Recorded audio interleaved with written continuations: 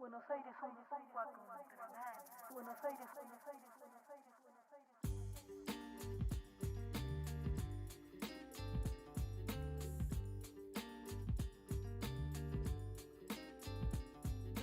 Buenos Aires, Buenos Aires.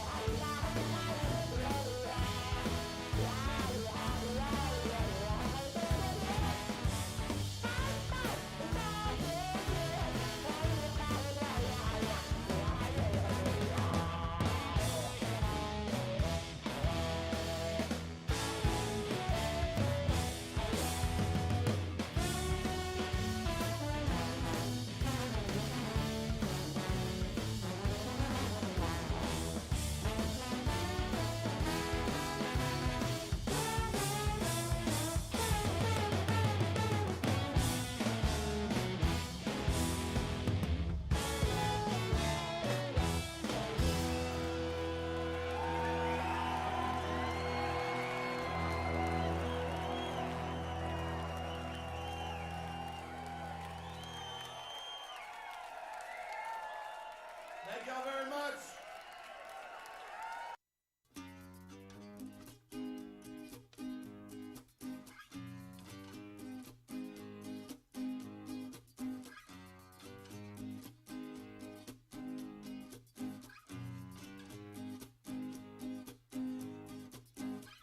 Once upon a time, not too long ago, we took a day out in Manchester.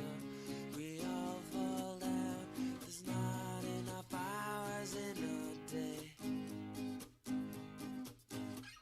Played a bit of football, fell into the Union, barged our way to the toilet.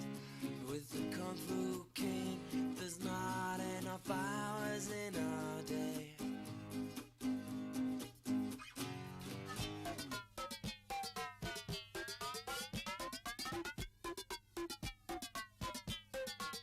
I remember seeing someone dressed in a suit, looking like a lunatic. And we all fall down, there's not enough hours in our trip. Well, Academy cartwheels breaking your hands. Oh, we got lovely posters for sale. And we all fall down, there's not enough hours in our day. We like loving, yeah, and the wine we share. We like loving, yeah, and the wine we share.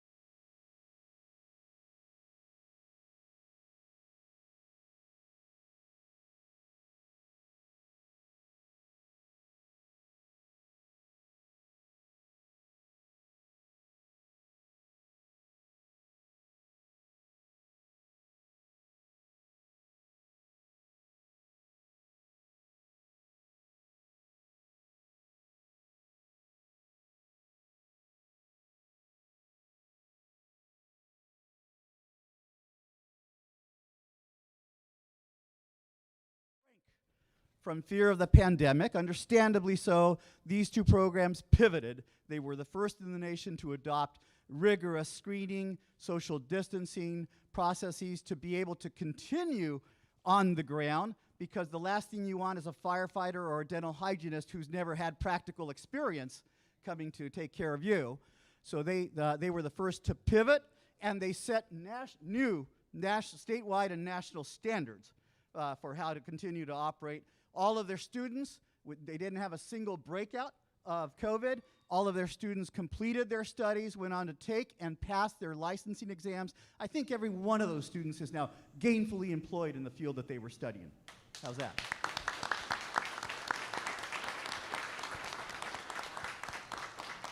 I'm so excited today that when I get out of the way and quit being tedious up here, that we're going to pass the baton to a panel of students who have gone on and transferred, and that panel is going to be facilitated by the great Professor Jose Maldonado and by our great Counselor Acadina, whose last name I won't attempt to mangle here. But when I asked my colleagues for a couple of good colleagues that could help facilitate this panel that had basically two characteristics, which I want to talk briefly about. One of them is that they have high expectations for their students. And the second one is that they prop up our students with lots of love and support and encouragement. And you knew this long ago, because those were the attributes of good parenting, that you had high expectations for your kids, but you propped them up with lots of love and encouragement. And that's the same formula that we seek for our students here at Oxnard College. So before I turn the mic over to this august panel, I want to just take a moment to disavow a couple of false narratives. And you know, the nation's been awash in false narratives for a little while now, and they always start with just a smidgen of truth, and that's what gets their hook into some people who become believers. But then they distort the truth in order to achieve a political end goal. So here's a few common false narratives. Let me dispel them. First one is this: college is not for everyone. Oh, BS. College is for everyone. Maybe there's a few exceptions, people who are so profoundly intellectually impaired, or maybe they're in a comatose state and going to college is not possible. But let's start with the premise that college is for everyone, and we represent that promise for everyone, whether they're documented or undocumented, first generation, second generation, primary language is English, primary language is not English, have a physical or other ability or disability, whatever their racial or ethnic or gender background. College is for everyone, and that's what this land of opportunity represents. Equal opportunity for all. So when you hear people say college is not for everyone, challenge them, please, because usually they don't mean their own kids. Usually they mean those other kids. Here's a second one, and this one I'm going to be a little more gentle with because I understand where it comes from, and that is the extent to which we emphasize transfer is the extent to which we de-emphasize our CTE programs. Nonsense. Nothing could be further from the truth. They work hand in hand, and here's why. We love our CTE programs, and I just cited a couple of our stellar CTE programs that are making a difference in bringing attention to this college. But in order to get into one of our stellar CTE programs, our dental hygiene program, our fire academy program, our auto technology program, our culinary arts program, we have maybe 200 spots altogether for the incoming class of students. And we have something closer to, what is it, about 1,500 students that come to us every year, Dr. Sanford? I'm sorry, brand new students that come to us each year. 2,000 or 3,000 students. So we don't have a spot in our great CT programs for every student. So we need to make sure that our preparation for transfer exists in abundance for all of the students that come to us. And on top of that, for our standout CTE students who graduate from the Fire Academy or graduate from our dental hygiene program, do we want them to stop their education at that point? We do not. We want them to transfer. We want them to own that dental hygiene studio. We want them to be captains in the Fire Academy. So it's in all of our students' interest to go on and transfer to a university and achieve their goals. Now, a little bit of data about what transfer means. And this is primarily from the Bureau of Labor Statistics. And the data is about 2 years old, but it's because the pandemic throws off the numbers, but it's still pretty salient. Here's the difference between achieving a high school degree and a bachelor's degree in average earnings. If you graduate from high school with just a high school, if you graduate with just a high school degree, don't go on to college, your average earnings are likely to be about $37,000. And I know you know that that's going to be well below the poverty line eventually. If you graduate with just a bachelor's degree, no further graduate education, your average earnings are going to be $60,000. Multiply those numbers over the span of an average career of 40 years, and we're talking somewhere in the range of $500,000 to $1 million. Coming here and getting their associate's degree helps, because then you'll go up from $37,000 to $43,000 on average, but it's still not the highest rung we want to get our students to. So that's the first reason to encourage transfer. Here's the second reason. From an economic stability standpoint, the rates of unemployment for those between the age of 25 and 34 years of age, if you're a high school graduate, the rates of unemployment are 12%. 25 to 34, think about that. Those are your kids who graduated college and are looking for jobs. 12% unemployment rate before the pandemic. If you have a bachelor's degree, the rates of unemployment are 4%. So it's 1/3 of the rate of unemployment of those that don't get their bachelor's degree. In terms of job satisfaction, I think we know this intuitively, but those who claim to be highly satisfied with their careers, if they only graduated high school, 38%, and if they got their bachelor's degree, 60%. So we're talking about income over a lifetime, rates of unemployment, job satisfaction, but there's more. It's also true that people who go on to get their bachelor's degree, and I know you know this in your bones because you got your own bachelor's degree and you're sitting here today, they have higher self-esteem, they have longer and healthier lives, and they have happier relationships, all of them empirically demonstrated. So there's a lot of reasons to encourage our students to go on and transfer and continue in their studies to get their bachelor's degrees after they've succeeded here at Oxnard College. The last false narrative that I want to address, and this is the most pernicious one of all, and I know none of you believe this, and that is that somehow our students are less capable than any other students on this planet. And let me disavow that here and now. So I've worked at 4 community colleges now. I've taught at 3 universities at all level of instruction at those universities. And I want you to know that our students, they not only can compete with every student I've ever encountered, they can exceed what many of those students are because what it took for them to get to us from where they started shows a level of mettle, shows a level of resilience and grit and resourcefulness that will serve them if we help them go as far as any other student has gone. And we've seen examples of this all over, and you're going to see some more examples today. So that false narrative, by the way, that comes from some cynical people sometimes with their own axe to grind. We know it. Some of it comes from sheer bigotry or prejudice. But it can also come from well-intentioned friends of ours who, in their desire to help our students, harbor a sense that our students are not fully capable and therefore set low expectations for our students.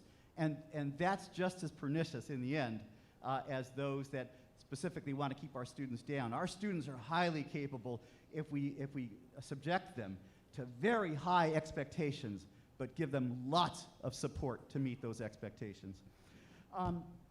I know that in the next year, we're not going to trip, and what are our transfer rates, by the way? So let me just start off with, it's hard to get your hands on a really precise percentage of what students go on to transfer, and there's some good reasons why it's hard to get data from some of the private universities that they transfer to. But it also points to our need to get better data all the time to inform our decision making so that I can reliably tell you exactly what our students' transfer rate is. Let me just tell you from the sets of data that I've seen, it's going to be, and there's no reason to ever fear data. It's important to know where we are so we know what we need to do. But they hover in about the 10% range. It's atrocious. But again, nobody's fault. It's for all the reasons that I pointed to, but it just shows the level of work we still have ahead of us. Let's see. So I know we're not going to change those rates overnight, but while we can, at least in this coming year and thereafter, we're going to do everything that we can to set our machinery in motion to dramatically increase those rates. So we're going to use an agricultural metaphor, we're going to plant some deep seeds starting this year, institutionally, systemically. We're going to till that soil till it can't be tilled anymore, and we're going to lay some irrigation line to make sure that that ground gets watered like it needs to be watered, so that our rates exceed Moorpark College's rates, so that we get recognized not because of our ego, not for self-gratification, but because it will inure to the benefit of our students so that they can graduate with their heads held high with the most promising futures among any students anywhere in the country. It's time really for me to get out of your way, but just a couple of more thoughts. First, I'd like to ask you to help us in this venture to dramatically boost our transfer rates And I'm going to ask you to stand with me, please, if you'll do this. And don't stand, please, if it's not sincere, because we want to do this genuinely. But stand with me if you'll agree. Whether you're a groundskeeper, or a plumber, or an instructional assistant, or an admissions and records tech, or an instructor or a counselor, if you'll agree with me, and I'm going to do the same thing, so I'm the first one standing. Every time you have an opportunity to speak to a student for the first time, every time, as you talk to them, you're going to ask them these two questions. Where do you plan to transfer to? And how can I help you get there? Please stand with me if you'll do that.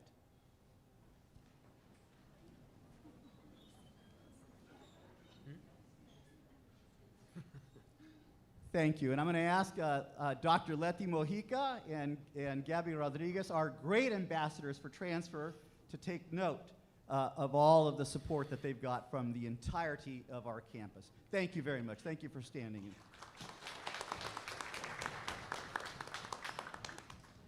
Yeah, I'm going to pass the microphone on to our distinguished panel next, but before I do, one last thing, and that is, the past year and a half, I know, has been calamitous and tragic for lots of people. There are folks that have lost their lives and others that have been irreparably hurt by this period of time. So we're going to observe a moment of silence for those that have been damaged by the past 18 months before we move on to the rest of our agenda this morning. So pause with me for about a minute in recognition to honor the pain of those that have borne it.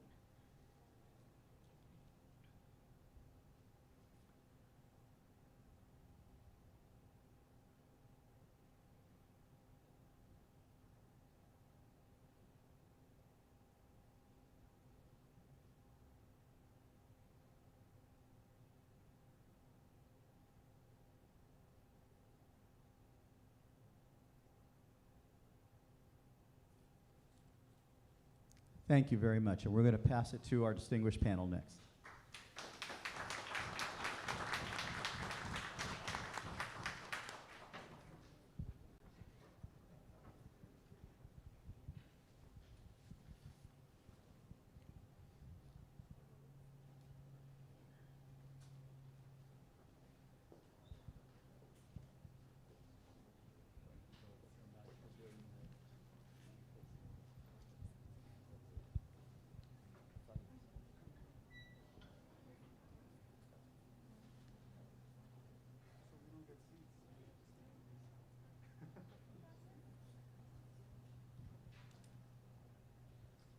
Good morning, everybody. How's everybody doing today?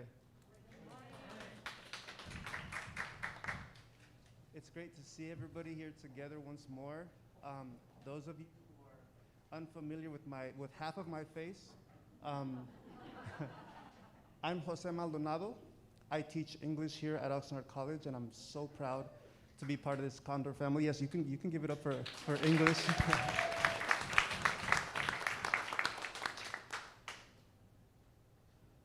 We are here to talk to you about transfer culture, what that means, how to foster it, whether you are classified staff, faculty, whichever role you serve. We are all here to serve our students in whatever their goals are. You know, there are so many studies out there that show that about 80% of incoming community college students plan to transfer onto a four-year institution. And yet, despite those 80% who want to go on to a four-year, only about 25% ever do. And that's either 4-year, 5-year, or 6 years after entering that community college. You know, you never forget the first time somebody believes in you. And for a lot of our students, that happens here on our campus. This is where they encounter the first person in their lives to believe in them and to say, you can do it. And so today what we're going to do is we're gonna hear from some individuals who did successfully make it through what we call the transfer portal. They transported themselves into that next level, and they're gonna tell us how they did it. They're gonna talk to us about what we did here at OC that helped them, and they're also going to be candid about what we can do to improve our efforts. However, before we get to these amazing students of ours, I would like to introduce my co-panelist, Akadina, and I'm gonna give her the mic because she can get one. Thank you. Good morning, everyone. My name is Akadina, no last name. Thank you, Dr. Sanchez.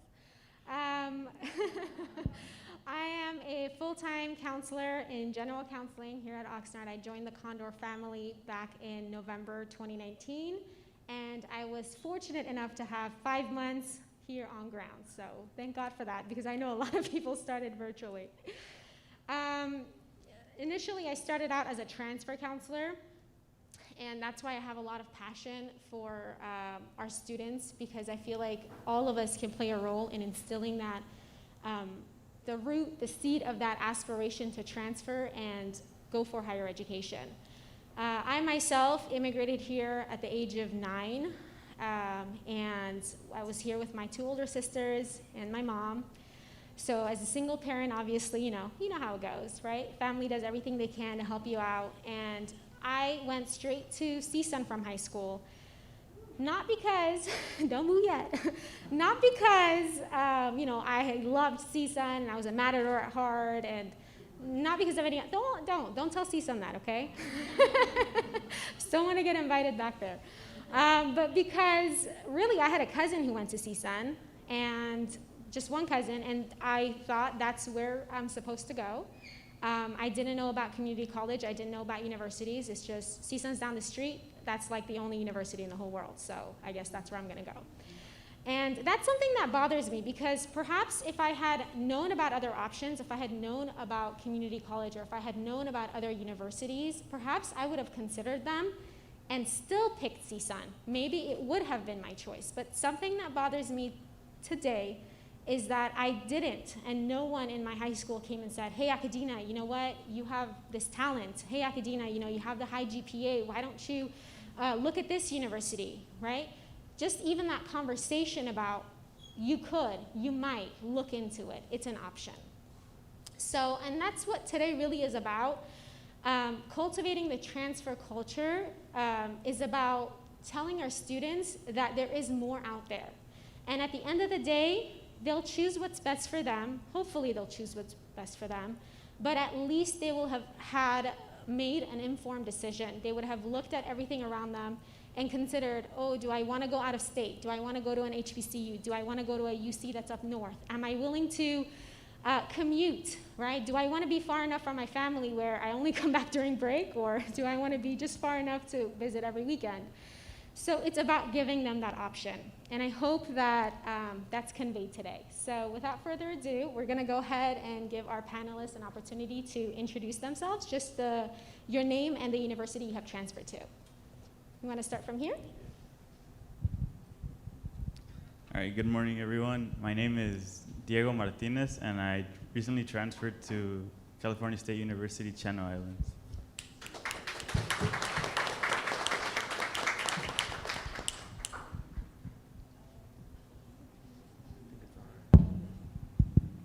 Is this thing on? Good morning, everyone. My name is Jessica Martinez, and I transferred to UCLA. Go Bruins. Good morning, everyone. My name is Alexis Padilla, and I also transferred to UCLA.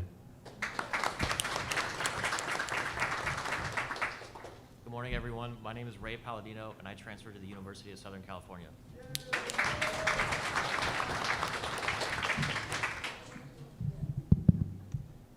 Kind of short. Good morning, everyone. Buenos días a todos. Mi nombre es Alfredo Martinez Castro. My name is Alfredo Martinez Castro, and I transferred to Cal State Channel Islands.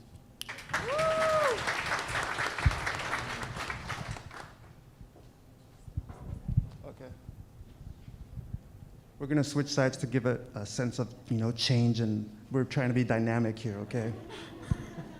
All right, so these questions are not directed to anyone specifically. In other words, whatever speaks to you, just come out and say it. And of course, if you hear somebody say something and you want to bounce some ideas off of that, that's totally fine, okay? So the first question that we have for you, and it's several parts. tell us about your transfer journey. And here are some points to consider. For instance, were you the first in your family to go to college? And of course, that means that you have to figure out a bunch of stuff, right? How do you get financial aid? How do you get books? How do you enroll? When did you know you wanted to transfer? And discuss your major and how you decided on that major, and even on your university. What made you choose that over others? Because we're sure you got into many other schools, right? And finally, anything else that you feel is noteworthy that you'd like to tell us? And anyone can get us started? Yes, go ahead, sir. Thank you. So my journey really starts the day I was born, and in a little ranchito in Mexico. It's called Santa Rosa Tejocote in Guanajuato, and my parents brought me here when I was around 3 years old, and I'm the oldest out of 3 brothers, and the youngest is getting ready to go to junior high, so it's they're growing up really, really fast. But coming over here and being the oldest, you have to kind of pave a path for your younger siblings, and I didn't really have any aunts, uncles, cousins, or my mom or dad. The highest education they got was it's like 4th grade level, so I was on my own for a lot. And coming into college, I knew I wanted to transfer right away because in high school, you're really pushed to go to a 4-year straight out of high school, but I know that that path is not for everyone, and I know that for a fact it wasn't for me. I felt like I wasn't ready. So community college was the best option for me, and I knew I wanted to transfer and pursue a higher education because that's not only my dream, but my parents' dream as well. Just to give not only them a better future, my future family a better future, and the future generations after that. So, and it's just so my original major was engineering, and that's what I went in thinking that I was gonna finish as, but life happens and things change, and I ended up switching to psychology. Nothing against engineering, it's a great major. I mean, it's really fun, it really is. I really enjoyed it, but it's just, you do a lot of soul searching when you're in college, and you kind of see is this really what I want to do? Do I really see myself doing this? And psychology for me was the major that I wanted to go with, and I'm still with it so far. The transition definitely was a little challenging because, like I said, you don't really know what to do, right? Luckily, there's a lot of help at community colleges, especially this one. I feel like there's a really close community within the college. We have the transfer panel, the transfer center that really helped me throughout the whole process, and EOPS, which is a great program that if it wasn't for them, I really wouldn't be here right now. I really wouldn't be in the position that I am. So the college really helped me with all of their resources in order to transition and to now go to CSUCI. So yeah, thank you.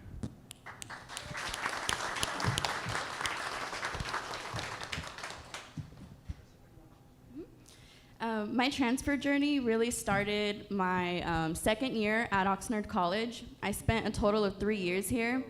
Typically, students, when they transfer, they take about 2 years here, but my first year, I wasn't ready to transfer. I wasn't even thinking about transferring.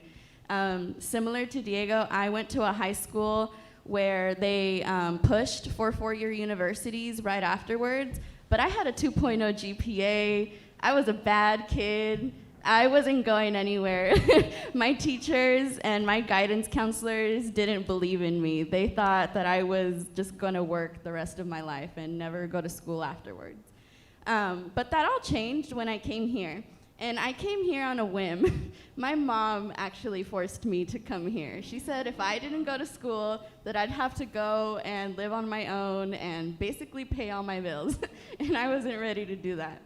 So I came to Oxnard College, and I remember being so welcomed by the Welcome Center and EOPS.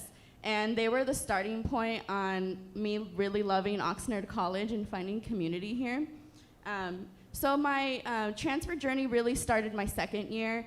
because my first semester, I actually took English 101 with a very persistent Professor Maldonado, and he would always have transfer presentations for us. He was always encouraging us to go to the transfer center.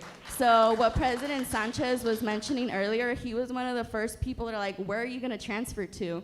And I was like, what do you mean, where am I? I'm not gonna transfer, I'm here for a degree. So that's really when my transfer journey started. So he encouraged us to go to the transfer center. I attended the Transfer 101 workshop, and that's where I started learning the basic components of transferring. And after that, I just kept going to workshops. I went to the UC TAP one. I started inputting all my courses and my grades in the UC TAP so that when I was ready to transfer, I would be able to transfer all those grades and stuff to the UC application, which is really helpful. I attended the UC TAG workshops. So the transfer center was very helpful. And so was EOPS. A really big shout out to EOPS and counselors Ross Fonts, Robert Chaparro, and EOPS counselor Rosario Carachure, who is no longer working here with us, but she was another professor. I had my first semester here. I took, I think it was EOPS R100, Student Success, and in that course, they taught us everything about transferring as well. And same thing, I wasn't even thinking about transferring, but because these two professors were so persistent with me transferring, they like planted that seed in my head. And after that, I just went with it, and I kept going. So my transfer journey really started my second year, which is why I took a third year here. I also took a third year because I was honestly kind of scared to leave the nest. I was scared to leave the Condor nest. I was so comfortable here, and I felt so welcomed and loved, and I was really scared to transfer, I'm not gonna lie. But it's been an amazing ride, and I just wanna thank everyone, the professors, the EOPS counselors, and the faculty and staff here. You all really make a difference, and like what President Sanchez was saying, we need to start implementing that seed right away, because that's how it grows. Oh, I forgot to mention I'm a sociology major. So I ended up being a sociology major because, you know, I had my first counseling appointment at the general counseling office at first. And I actually met Gloria Lopez. And she was like, well, what do you want to do? And I was like, well, I have no idea what I want to do. And she said, well, why don't you do sociology? Sociology, you can really do anything with it. And she's right, you can really do anything with sociology. And then I started taking the sociology courses here, and I really liked Professor Pitones. He was so funny and like just very straight and serious, and he just made me like the major, so I decided to stick with it. So that's my major, and let's see. Oh, I'm also first generation, low income, and I come from a single parent household. So like what President Sanchez was mentioning earlier, I have met so many Moore Park College students at UCLA. I have met 2 Oxnard College students at UCLA, ones that I didn't know beforehand. And I think we really need to change that. We are the college with the heart, and it's very possible, but it starts with every single one of you here, because one bad experience will turn a student away forever.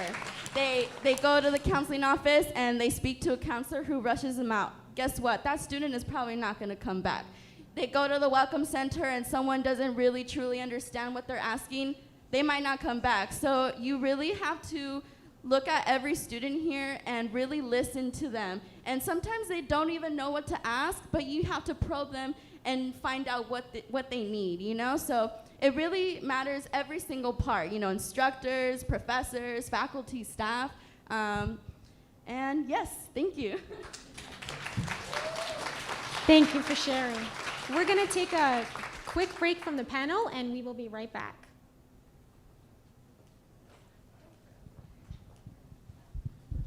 Thank you, Acadina. My apologies to the panel, but we've got, that was so powerful, Jessica, thank you. We've got our chancellors here going to deliver a few remarks, and then we'll go right back to the panel. Come on forward, Dr. Gillespie. And welcome. Thank you, President Sanchez, and I'm really glad to be able to be here to have heard from a couple of our students and really appreciate your comments. And looking forward to all the things you're going to be accomplishing. Yeah, so thank you. You know, I think back 2 years ago, that's really the last time I was here for a Flex Day, and I think we were over in the Performing Arts Center there. And it's just joyful for me to get to see all of us together again here. And when we think back to 2 years ago, the last 18 months have been very challenging. We've all had to go through challenges accommodating to changes at work, whether you remained here as one of our designated essential employees or whether you were working remotely. And there were also a number of challenges in our personal lives. The pandemic has had a significant impact on all of us as individuals and all of us as a community. And, you know, we have another challenge facing us now, but, you know, it's a good challenge, I think, because transitions are hard. If you look back at March of 2020, in 10 days, we changed from all being here on campus to working remotely, figuring out how we are going to keep the essential workers that were on site safe. But we did it. We did it together. And when we look at those last 18 months, we brought instruction back in person, in addition to having a lot of it online or remote. And we did that safely by implementing the screening procedures. And again, I really want to thank our Student Health Center coordinators and all those that have been helping with the screening for all of your work. So thank you for that. Yeah. Because as a result of those screening efforts, we do identify people with symptoms and we get them help, and we're also able to then share information out so that we can protect everyone else.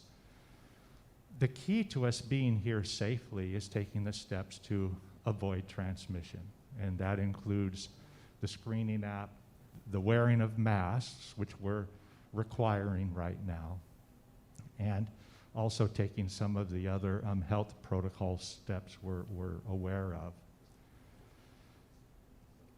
So the transition ahead of us now is bringing employees back to in-person work, bringing more students back to in-person classes. We had a lot of students that have been successful over the last 18 months. And again, thanks to the creative efforts of faculty and support staff in keeping instruction and student services going. But there's been an impact of the pandemic on our students. There's been an impact of mainly being remote. So last fall, our enrollments were down about 10% compared to the previous fall. This fall, our enrollments are down again about 10% compared to the previous fall. So online instruction works for a lot of students. They've been successful, and we were able to still help thousands of students take classes, complete certificates and degrees through last year. And we should all feel really good about that. Yet we also need to recognize that we're serving probably 6,000 to 7,000 fewer students this fall compared to 2 years ago. And our challenge looking forward over the next few years is how do we reconnect with the students that did drop out or with those who just are really looking for in-person instruction because they need that to get at least started. And then they may be able to do hybrid and online. So this semester is really a transitional one where we're getting to bring more in-person back and help to, again, get to what'll be a new normal. Because more than likely, we will continue with more online classes. Probably a lot of students will want to continue to have ability to have online appointments for counseling, financial aid, but you all need to really define what that new normal needs to be as we start to bring students back, look at what their needs are. It's balancing the amount of in-person, the amount of online, the amount of hybrid classes that are needed. It's balancing in-person appointments, walk-ups with remote. And I don't have the answers for that, and I think all of you will be able to work together to provide those as to what's best for Oxnard College. But we do need to be together to do that. You know, I understand it being challenging to return to the in-person work environment. And we've had, again, some of our employees that have been on site all the time. We had managers and supervisors return the 1st of July, and we've had all other employees transitioning through the month of July, and now we're all back. It does make it challenging with the fact that we have the Delta variant and we have COVID-19 infections increasing. And throughout the pandemic, our priority has been to protect the health and safety of our students and employees, and that has not changed. We want everyone here to be safe, and we want to take the steps to prevent COVID-19 transmission. Throughout the summer, I know the work of the administrators, the facilities employees have done all that they can to get the buildings evaluated and ventilation systems upgraded and prepared in a way that are going to help to protect us, not just from COVID, but improve the air quality overall. We're requiring face masks, even though the current county mandate strongly recommends it, because again, we want to take important steps to prevent infections from occurring. If we had any type of a regulation from Cal OSHA, or if we had any type of a order from public health or any other agency saying you shouldn't have employees at work, keep everyone remote, we would do that. We did it before, and we'd do that again. But that's not what we're being told now. We're being told to bring people back, get opened up, and a number of critical services are doing that, and we are a critical service. And again, as a way to help do that safely, I'm really pleased that the Board of Trustees passed the vaccine mandate on Tuesday evening. Now that vaccine mandate, I'm glad too, it's okay to clap, yeah. Because that's going to be another important measure to keep us safe, as well as our students safe, and contribute to the overall improvement and support of public health in our communities. So we will be working with public health to bring vaccination clinics here on campus so that between now and October 15th, students and employees can get vaccinated should they choose to do that. And we'll be getting more information out about the vaccine mandate here over the next week or so. So I'm excited about the year ahead because we are going to get to be together and do another transition that'll be challenging, but it's one that I know will do well and meet, because we have students in our communities that need us to be here. And as we look towards spring, I'm hoping that we can get back to more of a pre-COVID situation with more in-person classes, but again, you'll be defining what that looks like. And I recognize that there's value in remote work. A lot of us worked remotely, and we were able to do our jobs. But I also know, I'm not sure what it's going to be like. I don't know if President Sanchez does either, what it'll be like when we start to bring several thousand students to campus a day rather than several hundred. And we need everyone here to look at how do we work together to serve those students. And we want to be doing that safely, but in a way that's helping them be supported as they come here for their education. I really can't thank you enough for all that you've done over the last 18 months. And I'm looking forward to all that we'll be accomplishing in the coming year. And for any employees who do have a situation where you really can't get vaccinated, to where you have needed medical accommodation, please work through HR in order to have them look at any individual situation. Because again, we want to support our employees in working as safely as possible. I also want to recognize all of the diversity, equity, inclusion efforts that Oxnard College is making. This is another important initiative that went forward through the pandemic, and I know we'll be looking to make additional improvements in that area with regards to curriculum, into our workforce diversity, and other areas there. I think when I look at the past 18 months and what we've been through together, I look at the team that I work with, which is the presidents, the vice chancellors, the vice presidents, and it created a stronger team among us. So with challenges, there's opportunity. And I think as we face the coming year together, just as we've faced the last 18 months, knowing the people that are here and the way you approach things, you'll continue to become closer and really focus on serving our students well. So thanks for your time, and it's great to see you, and welcome back, everybody.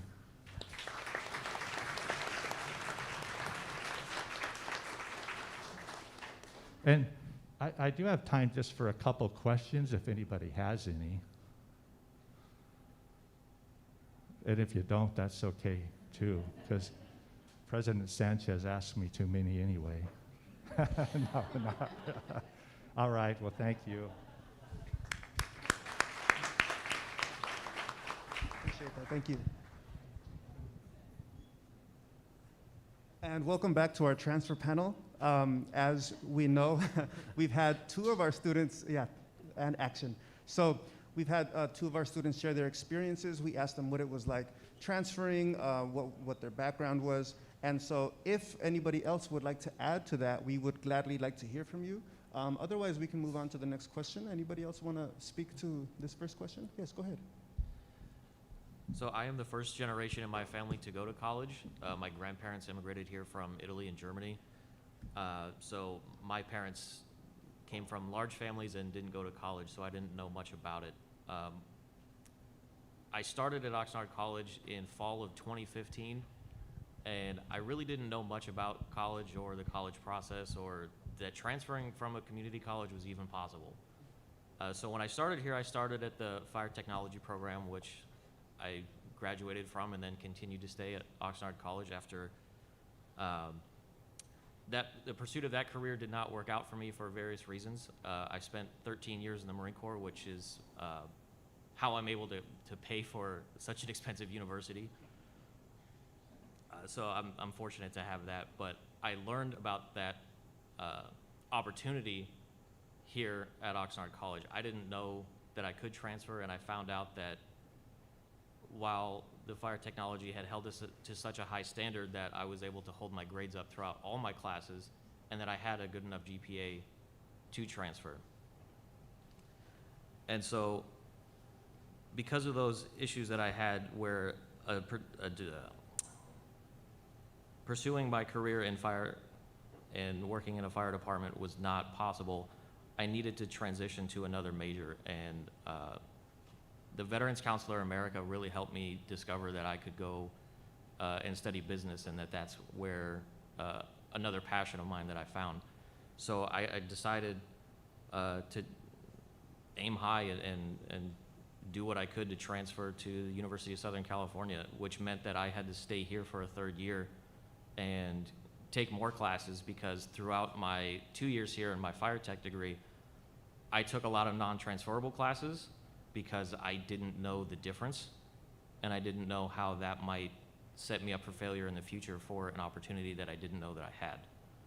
So while I was here for that third year, America really helped me stay on that path and make sure that I knew everything that I needed to do and really prepare me to make sure that I had the best shot for success to be accepted. So now that, and because of that, I was able to study business administration, and through the tenacity and drive that I built through the fire tech program and Mike Cataley's interview class that he likes to give every class he has. I still use those skills, by the way. I was able to also be accepted into a Master of Finance program at USC, and I'll be beginning that next semester.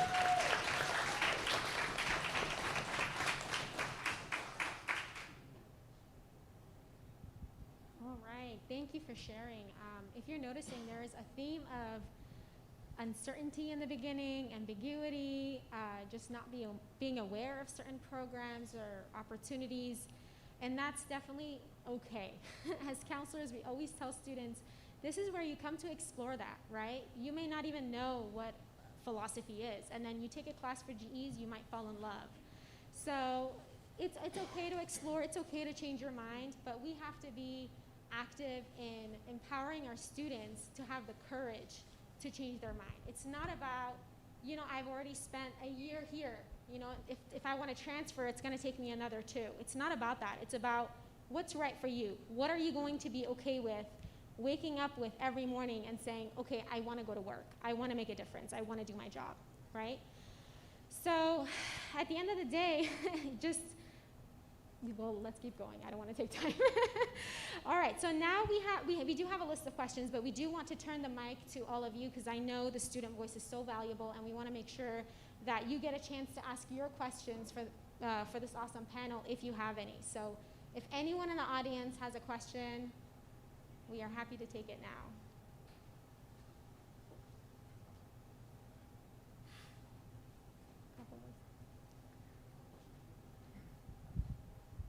Hi, welcome to the panel. Thank you so much for talking to us. This is really enlightening to hear from you directly. My question to all of you is, when you transferred, can you talk about what some of your biggest challenges were?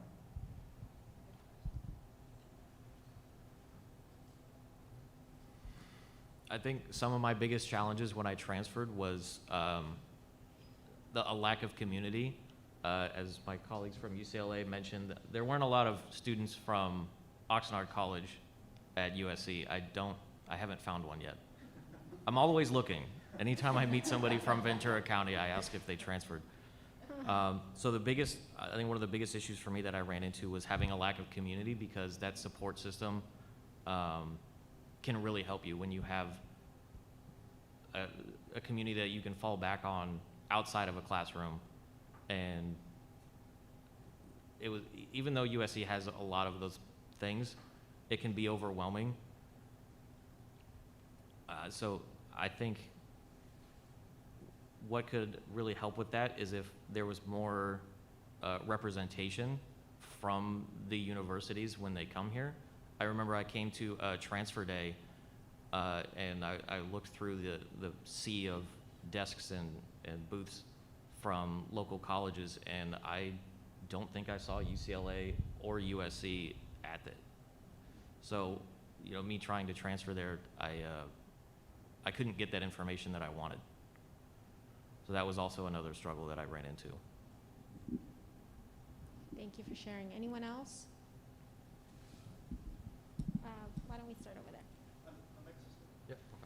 Thank you. Yeah. So I share a similar experience as my peer here, and luckily I was able to transfer at the same time as one of my good friends, Raul. We both transferred to UCLA. We did a lot of things together, so he was definitely my community. We were like best friends, buddy for the last 2 years, and definitely that community is needed, and that we need to expand as Oxnard College. Let everyone know that UCLA, USC, all these great schools, quote unquote, are achievable and attainable to everyone, so that we can get people out there in cohorts, we can get people out there all together, because that community is so valuable. That's one of the challenges I also faced, was integration into UCLA.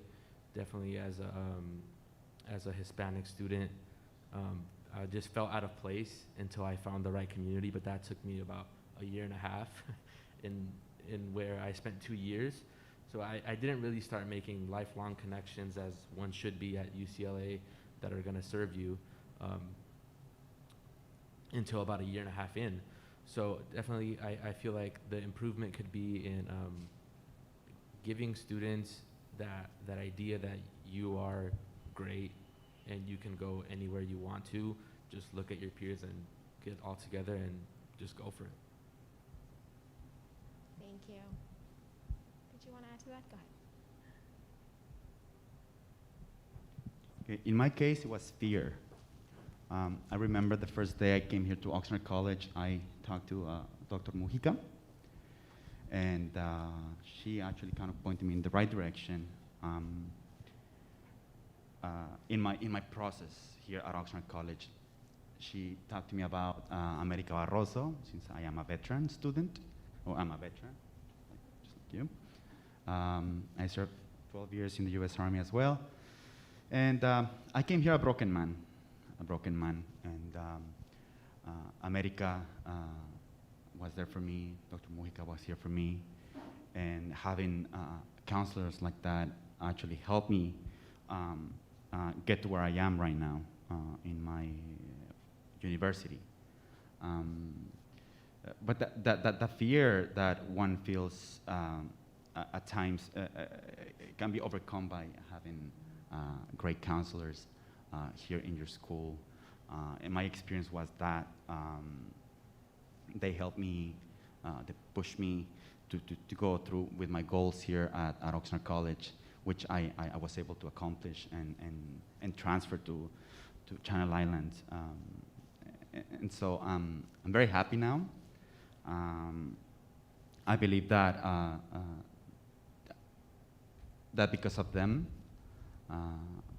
I am a better person now, and you know, you take those things with you. You know, one day you'll talk to your children and tell them they helped me out. You know, so when it's your turn, you know, you hopefully have some really great counselors to help you achieve your goals. And even if you begin at a community college, they can help you. You know, on your transfer to a four-year university. We gotta give a big round of applause to all those amazing folks. And of course, thank you both for your service. Welcome home, we really appreciate that. Before we continue, would anybody else like to ask a question to anybody? Yes, and I'll come to you. I have to get my steps in today. Here you go. Good morning. I want to thank the panelists. Like, your stories were so great and so amazing. And to a fellow Trojan, I know you haven't met anyone yet from Oxnard, but I'll also be starting my master's program at USC, so there you go. We have two of us now. So my question was, I kind of wrote it down before I forgot. So from a student perspective, what can we do to catch those students that never been to an EOP center, never been to a transfer center, never been to those opportunities? I know for a lot of y'all use those programs to help you uplift you, they kind of like inspired you, but what about those students that kind of are allergic to those sites? They kind of see it, they kind of walk faster a little bit. What can we do to catch their attention?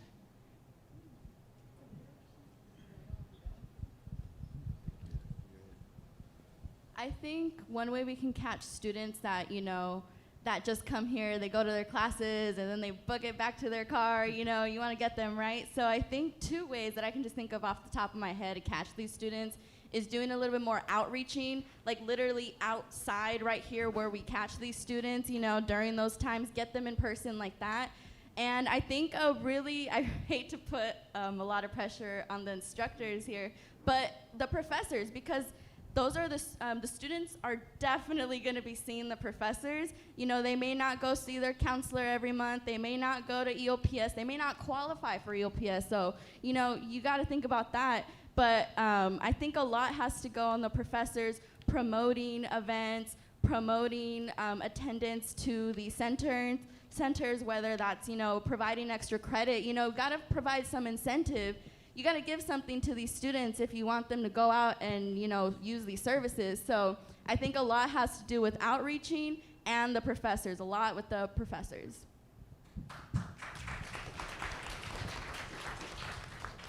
I think what Jessica's saying is that the professors need to be involved. Is that what you're trying to say, Jessica? Yes. Okay. Just wanted to clarify. Anybody else like to add to that? How do we get students who are kind of nervous about using resources? How do we get them through the door?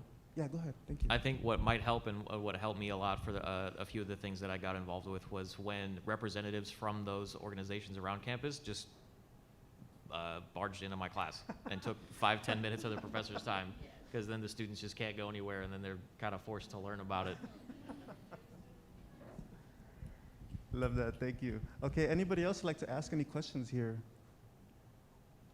No? Okay, so we have, I believe, one last one, but before I continue, I do want to point out, so just this week, Gabby was telling me that a former condor of ours got into Harvard Law. Yes, round of applause. Alexis mentioned earlier that he hung out with Raul all the time. Raul was one of my former students, and he's actually currently applying to Yale Law, Harvard, Berkeley, USC, and UCLA Law as we speak. So, when you get home, light some candles for him, send out positive vibes. And we have Oxnard College students going on to do amazing things all the time, right? But we don't always necessarily hear these stories. And so I would also like to add that it's important for us to get those narratives out there beyond the OC bubble and really flex on people and be like, we are doing these amazing things at OC, right? But at the same time, it's also important for us to always want to grow and find out how we can better serve our students. And I think that leads to our next question. I believe it will be our last because we do want to head to our break. But what do you feel, okay, let me backtrack a little bit. When you went to the next level from OC, what do you feel OC did that prepared you so that when you were sitting in that UCLA classroom, that USC classroom, when you were at CI, and you were like, okay, I can do this because of what I learned here? And also, what are some tips for us in order to better prepare you? And we did touch on those a little bit, but maybe we can hear some more. So what did we do to help prepare you, and what would you like to see better prepare? Yes, go ahead. See, in my case, I was born in Mexico. I have a lot of friends that went to college there. And when I used to tell them, hey, I'm attending school now, and I'm taking my class, I'm taking geography, geology, I'm taking all these classes. And make fun of me, like, oh, we already took these classes in high school, because in Mexico, high school prepares you for college. Once you get to college, you just focus on your degree. But for me, it's learning about all these subjects and information that I didn't know was there. It actually prepared me a lot for when I got to the university. I could see a broader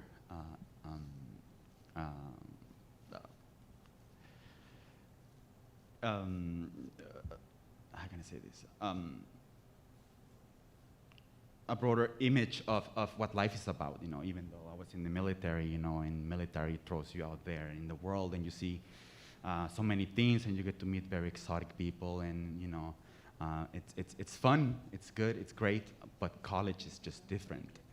And attending all these classes here at Oxnard College and learning from all these great professors, I can actually proudly say that they actually helped me get through there. So now I'm at CI, when I'm there with these professors and I'm learning my Spanish, because I'm a Spanish major,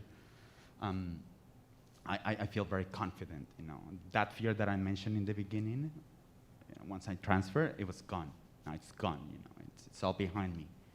And I really thank the professors here and the counselors and everyone that helped me through, to get there. So that's what I can say.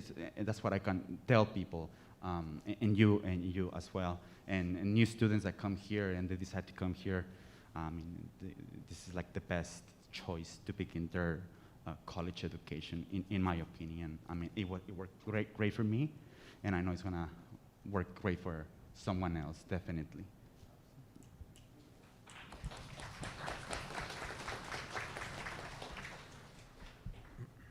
So I feel like Oxnard College prepared me by helping me understand that the education system is complex.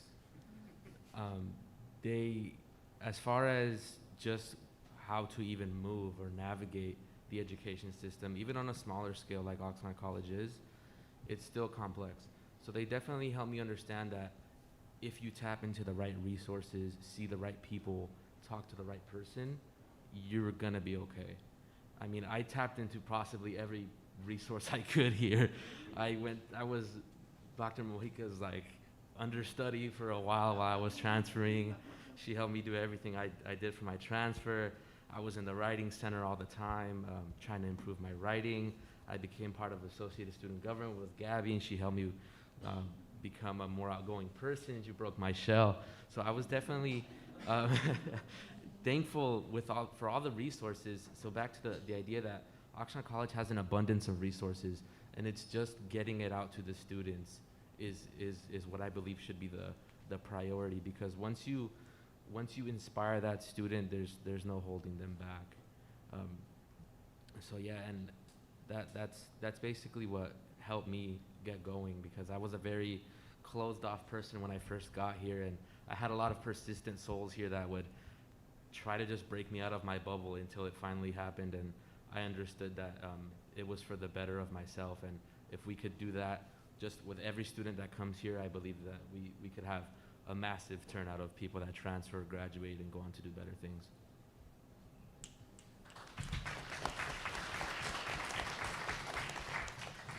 Okay. Anyone else? All right. Thank you, everyone. We just have a few final remarks. We just, takeaways. Discuss options with students. Even if they're not planning on transferring, bring it up. Talk about your experience, your journey, how you got to where you are. And even just as equally important, talk about the detours. Let them know it's okay. Exploration is okay. Turning around is okay. Your age, irrelevant. Some students come in and say, but I'm gonna be 36 by the time, I get there to the career. Well, guess what? You're gonna be 36 anyway. Do you wanna get there in that career or not, right? So have that dialogue with them. Help them, even if it's a quick Google search. Hey, I heard so-and-so university has a good program. How far is that? Let's look into it, right? Spend that time, make it real, because as soon as you give that idea life with just speaking about it, all of a sudden they're gonna start thinking about it. And then they're gonna start asking questions about it. Okay, we have a really robust university transfer center with so many opportunities, so many workshops, reps coming in and out. They're really here pioneering transfer for this community. Send them there, invite them to your classrooms. We have a new thing called Transfer Thursdays, where you get to rep your university or college t-shirt. Do that. That's a conversation starter. Finances should never stop the student. If a student is thinking, well, you know what, I want to go to UC Berkeley, but it's too expensive, that's the last line of consideration when it comes to applying to a program, because you never know what your financial aid package is going to look like until you apply and hear back. If you don't apply, there's a 100% chance you don't get in, right? So apply, have all of your options, and then you get to decide where you don't want to go. But don't cross that off right now. Lastly, just leverage their interest. If they're really good at something, let them know and ask them, are you doing something serious with this? Or are you pursuing this? I remember my motivational psychology professor once wrote on a paper, wow, you got real skill. Have you thought about writing professionally? And for 3 years, I was like, do I want to write professionally? Is that a thing? I was recognized. Is it possible? Right? So let them know, engage with them, have that conversation about transfer. Before I let the panelists go, Gabby and Letty would like to.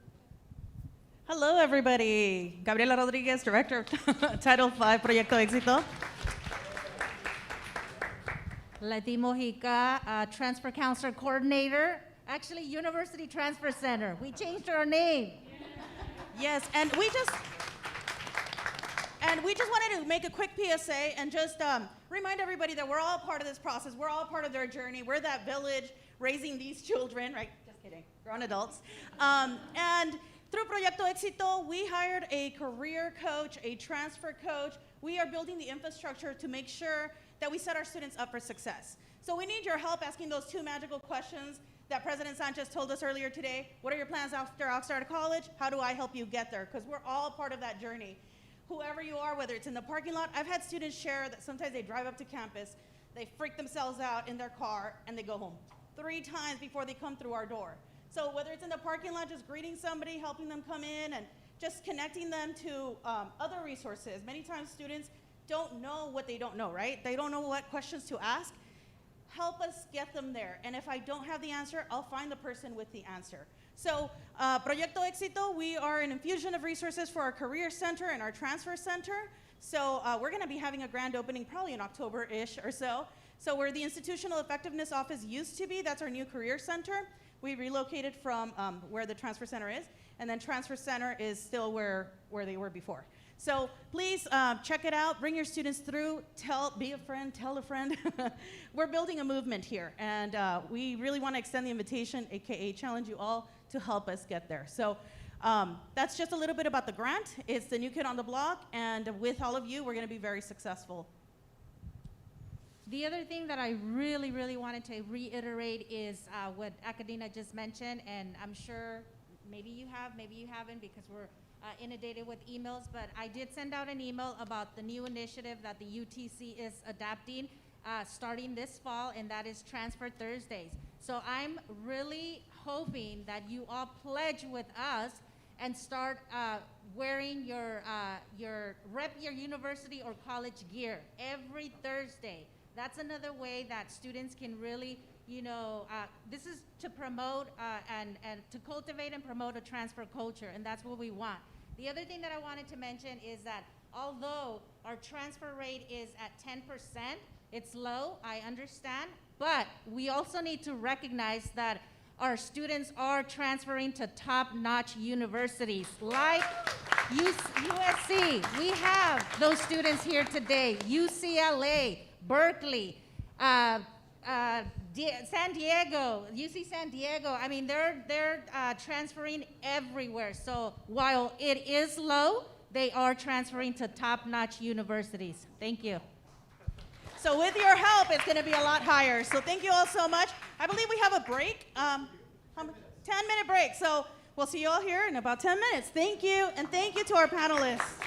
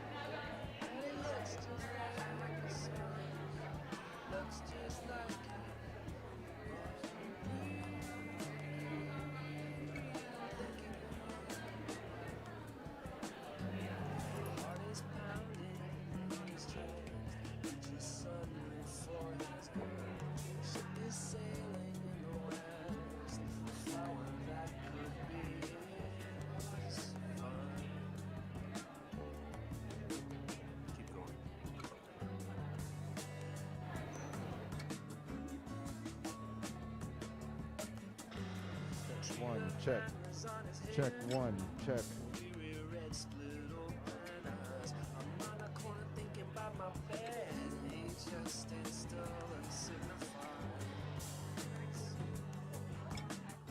Check, check, two, 1, 2. 2, 1, 2, check, 2, 2, 2, 3, 2. 1 is before 2. Okay. Okay, hello again, everybody. We're going to regroup, please. Regroup.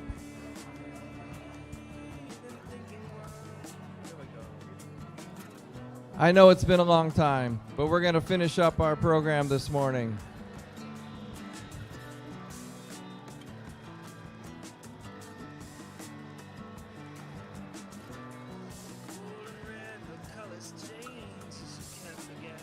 I think we're good to go. If you would all please return to your tables. Last call for coffee.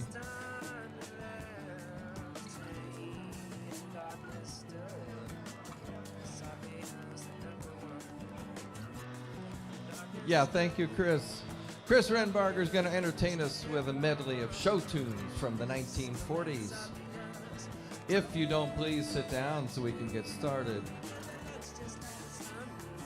And he's going to stand up on the tables as well and do a dance. I see Tom. I see Jose Maldonado. I see Mati. Mati Sanchez is present. We're going to cause some feedback. Are we live right now on YouTube? Oh, good. This is going to get Oxnard College on the map because very few people have heard of Oxnard College on social media. Okay.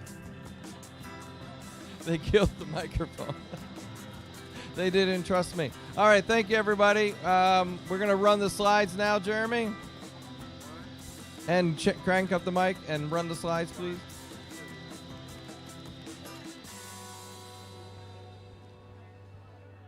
This is the exciting portion of our program. You don't want to miss it. Thank you. Next slide, please. All right. For those of you who attended the town hall, this might be a little repetitive. This presentation, however, will be much like myself, short and depressing. Thank you. Now, seriously, as Dr. Gillespie mentioned, we have an enrollment problem as a district, and we have an enrollment problem as a college. And it's not just Oxnard College, it's not just our district, it is statewide, it's nationwide. People are hurt hard by the pandemic, and education, higher education, may not be priority number one. As of Monday this week, we had about 8% fewer students in numbers either signing up for online or in-person or partially online classes, an 8% drop over last fall, which was also down. We are down about 13% in the number of units those students are taking. So students are coming back to college, we know that, but they're taking fewer units. Maybe they're taking one class and two because now they're finally getting more hours at work, and so they're not ready to go full time. So faculty, if you have a chance to encourage students to maybe pick up that lab class this semester, if it's only one unit, maybe pick up an extra lecture class in your program, because we know that the longer students take to complete courses, the more likely they are to drop out and not come back to college. So students will postpone their education for many reasons, but we want to keep them on track to earning their degrees and certificates. Our full-time equivalent students, FTES, this is how the college and the district get most of our funding, about 70% of it. As of Monday, as a college, we were down 19%. Now, as of this Monday, we might only be down 14%. But if you add that to the 10% we were down last fall, it's almost a 25% drop in enrollment at Oxnard College. As a district, it'll likely be about 20% over that 2-year period. So back in fall of 19, pre-pandemic, Oxnard College was #1 in enrollment trends. We had a 3% growth in enrollment prior to the pandemic. We had a 1% growth in spring of 2020, and then we know what happened in spring of 2020. So our students have been hurt the hardest, and as a consequence, our enrollments are down the most.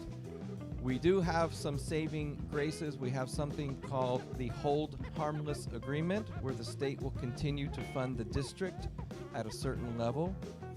Because if we were getting funding based on our current enrollments or last year's, we would be looking at some serious budget reductions. But thanks to that Hold Harmless, thanks to the federal and state bailout monies, we're solvent, we're fine. We're gonna get through this year, we're gonna get through next year.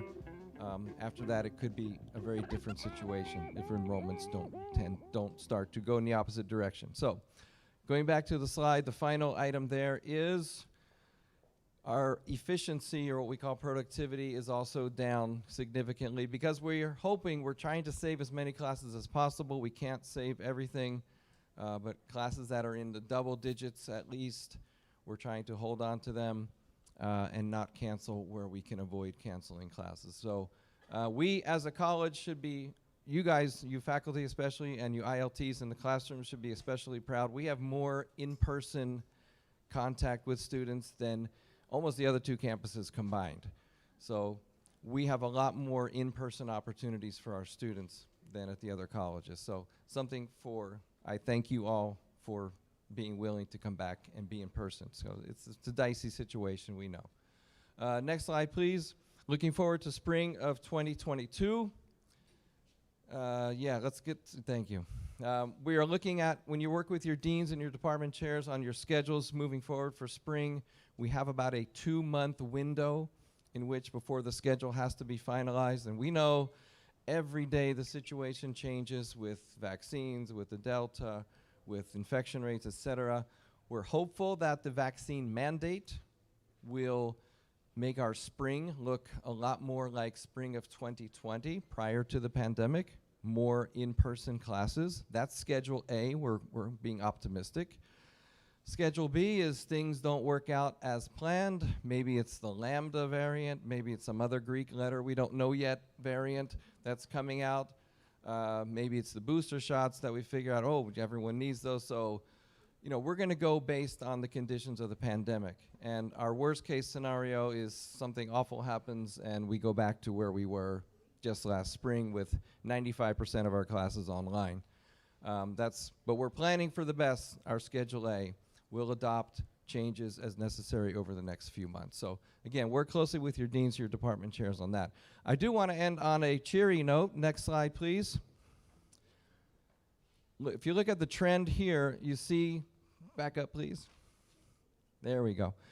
Back in 1920, we hit a low in the number of degrees and certificates that students were earning, because we know what happened in March of 2020. Everyone had to shift 99% of us to remote instruction, online instruction. Students did not earn their degrees and certificates that they were hoping to earn in spring of 2020. However, thanks to the work of all the faculty, the counselors, the staff, the ILTs, et cetera, if we look at our numbers that just came in for this last year, we're at an all-time high in the number of degrees, associate degrees for transfer, AA, AS degrees, and certificates of achievement, an all-time high at Oxnard College. So over 2,000. So give yourselves a hand for that. And not to play favorites, but on the last slide, we can see that there have been significant increases in the number of degrees in, next slide. Thank you. Sociology, where is Juan Pitones? Where is Dolores Ortiz? Almost 100 degrees earned by students in sociology last year, a 37% increase, followed by, where is Tim Fontanet, business administration, business faculty, 75 ASTs awarded, 60% increase. Thank you, Sylvia. And next we have, let's just keep this up there, it'd be great. Psychology, Dr. Linda Chaparro is not here, but we thank her for her work. An 88% increase in the number of degrees degrees, AATs in psychology. 3 from the Fire Academy lead us next. The COA in the Fire Academy, the COA in Fire Tech, and the AS degree in Fire Tech. Huge increases there. Followed by, is Sheeta Edwards in the house? Economics, right in the top 10. 81% increase over year to year. Paralegal studies, and we have Evan as our new full-time paralegal and studies section. Evan, the bar has been raised, Evan. And ECE, where is Patty Mendez? Patricia Mendez in early childhood education, 39% increase, followed by paralegal again. And mathematics faculty, where are the math faculty? Yes. An 85% increase year over year in the number of ASTs, Associates for Science for Transfer in Math. So give yourselves a round of applause. Thank you very much. I will turn the microphone over to the unflappable Chris Renbarger. Thank you, Dr. Sanford, and thank you everybody for being here today. We really appreciate it. Similar to what Dr. Sanford said, if you've been in the town halls, my slides will look a little familiar to you. So in my area, for my teams, we want to make sure I thank President Sanchez, thank them, and I want to also thank the folks that have been here on ground the entire time, the maintenance and operations staff, IT, campus police, and college services. Thank you so much for keeping things running. In terms of the operations side, we want to make sure we're safe. So the first slide you'll see from me is about layered protections. That's the approach that we're taking to make sure that work is safe, right? Vaccines. I'm not going to read all the bullets on the screen. The vaccines, you can see that it's talking about the mandate and the current rates of vaccines in the county. Masks, we're requiring masks indoors for everybody, and we have masks to provide to everybody, right? The third one is screening. Everybody screens. If you come onto campus, you get screened. We have 3 primary screening locations for students as they enter, an additional one for staff as they enter.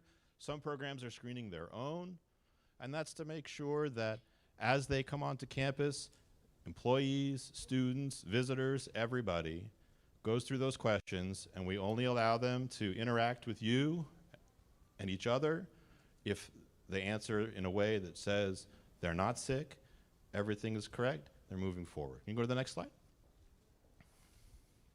All right. So the approaches that we're taking are cleaning and disinfection. We've trained the custodians. We've hired new custodial assistants. They're cleaning more often. They're wiping surfaces that are used all the time. They're cleaning restrooms at least 3 times a day. They're cleaning classrooms at least every day. And they've got these fantastic ionizing sprayers that spray disinfecting solution. It sticks to the surfaces. It's 99.5% effective. Takes about 15 minutes to dry. Okay? And then the ventilation has been upgraded. We've talked about this quite a lot, right? MERV 13 filters, 6 air exchanges an hour, maximum outside air. We're installing a UVC system, which is the type of systems they use in hospitals to clean the air, okay? Last year, we received some money, a lot of money, from the federal government. And we asked for your feedback on what we should do with that money. And so what I'm going to show you today is a schematic, a sketch, a general idea of how we're going to spend that money. And then in the first business committee meeting, I'll share the full plethora of ideas that you expressed to us and how we're responding to those ideas.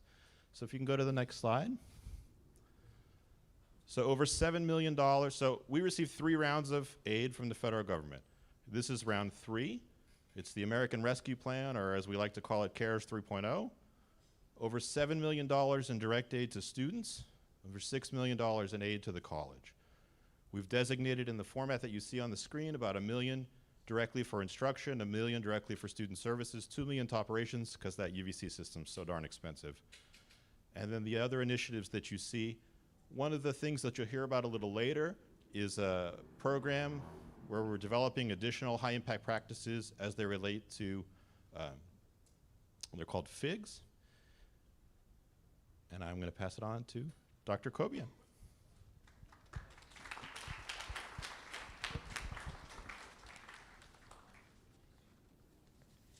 Welcome, Condors.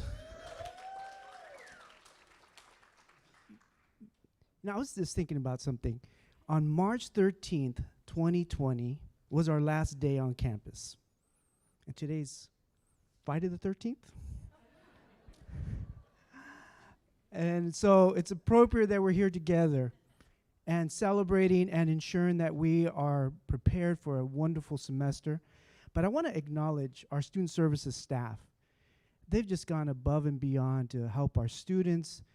Their dedication, their passion for our students just inspires me. It inspires our students in our community. So let me have our student services staff stand up. I want you to be recognized.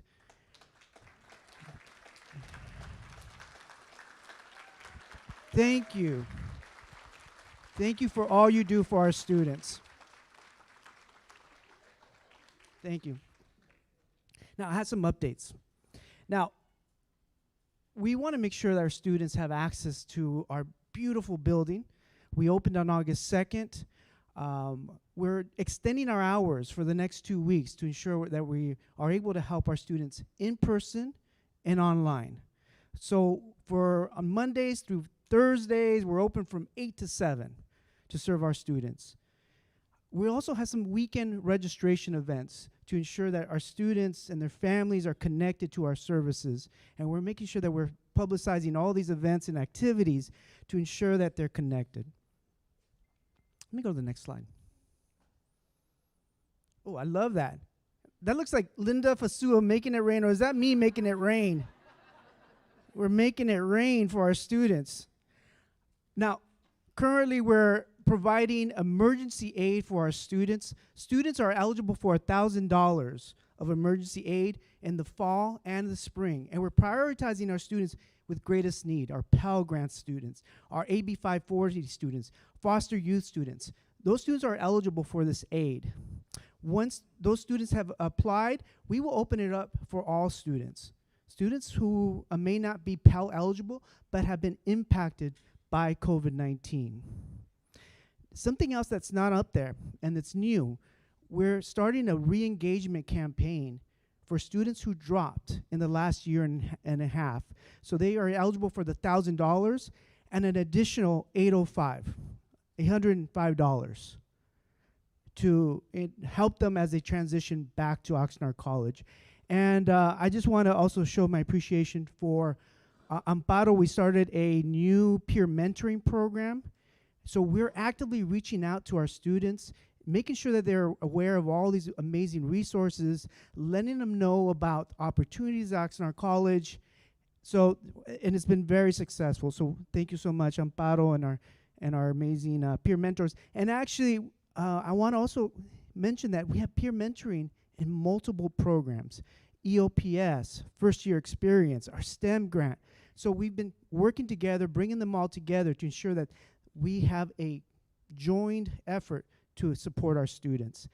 Basic needs is going to be very important this year as our students transition back to Oxnard College, making sure they have access to food, making sure that especially if they're food insecure, making sure that they have information about rental assistance programs.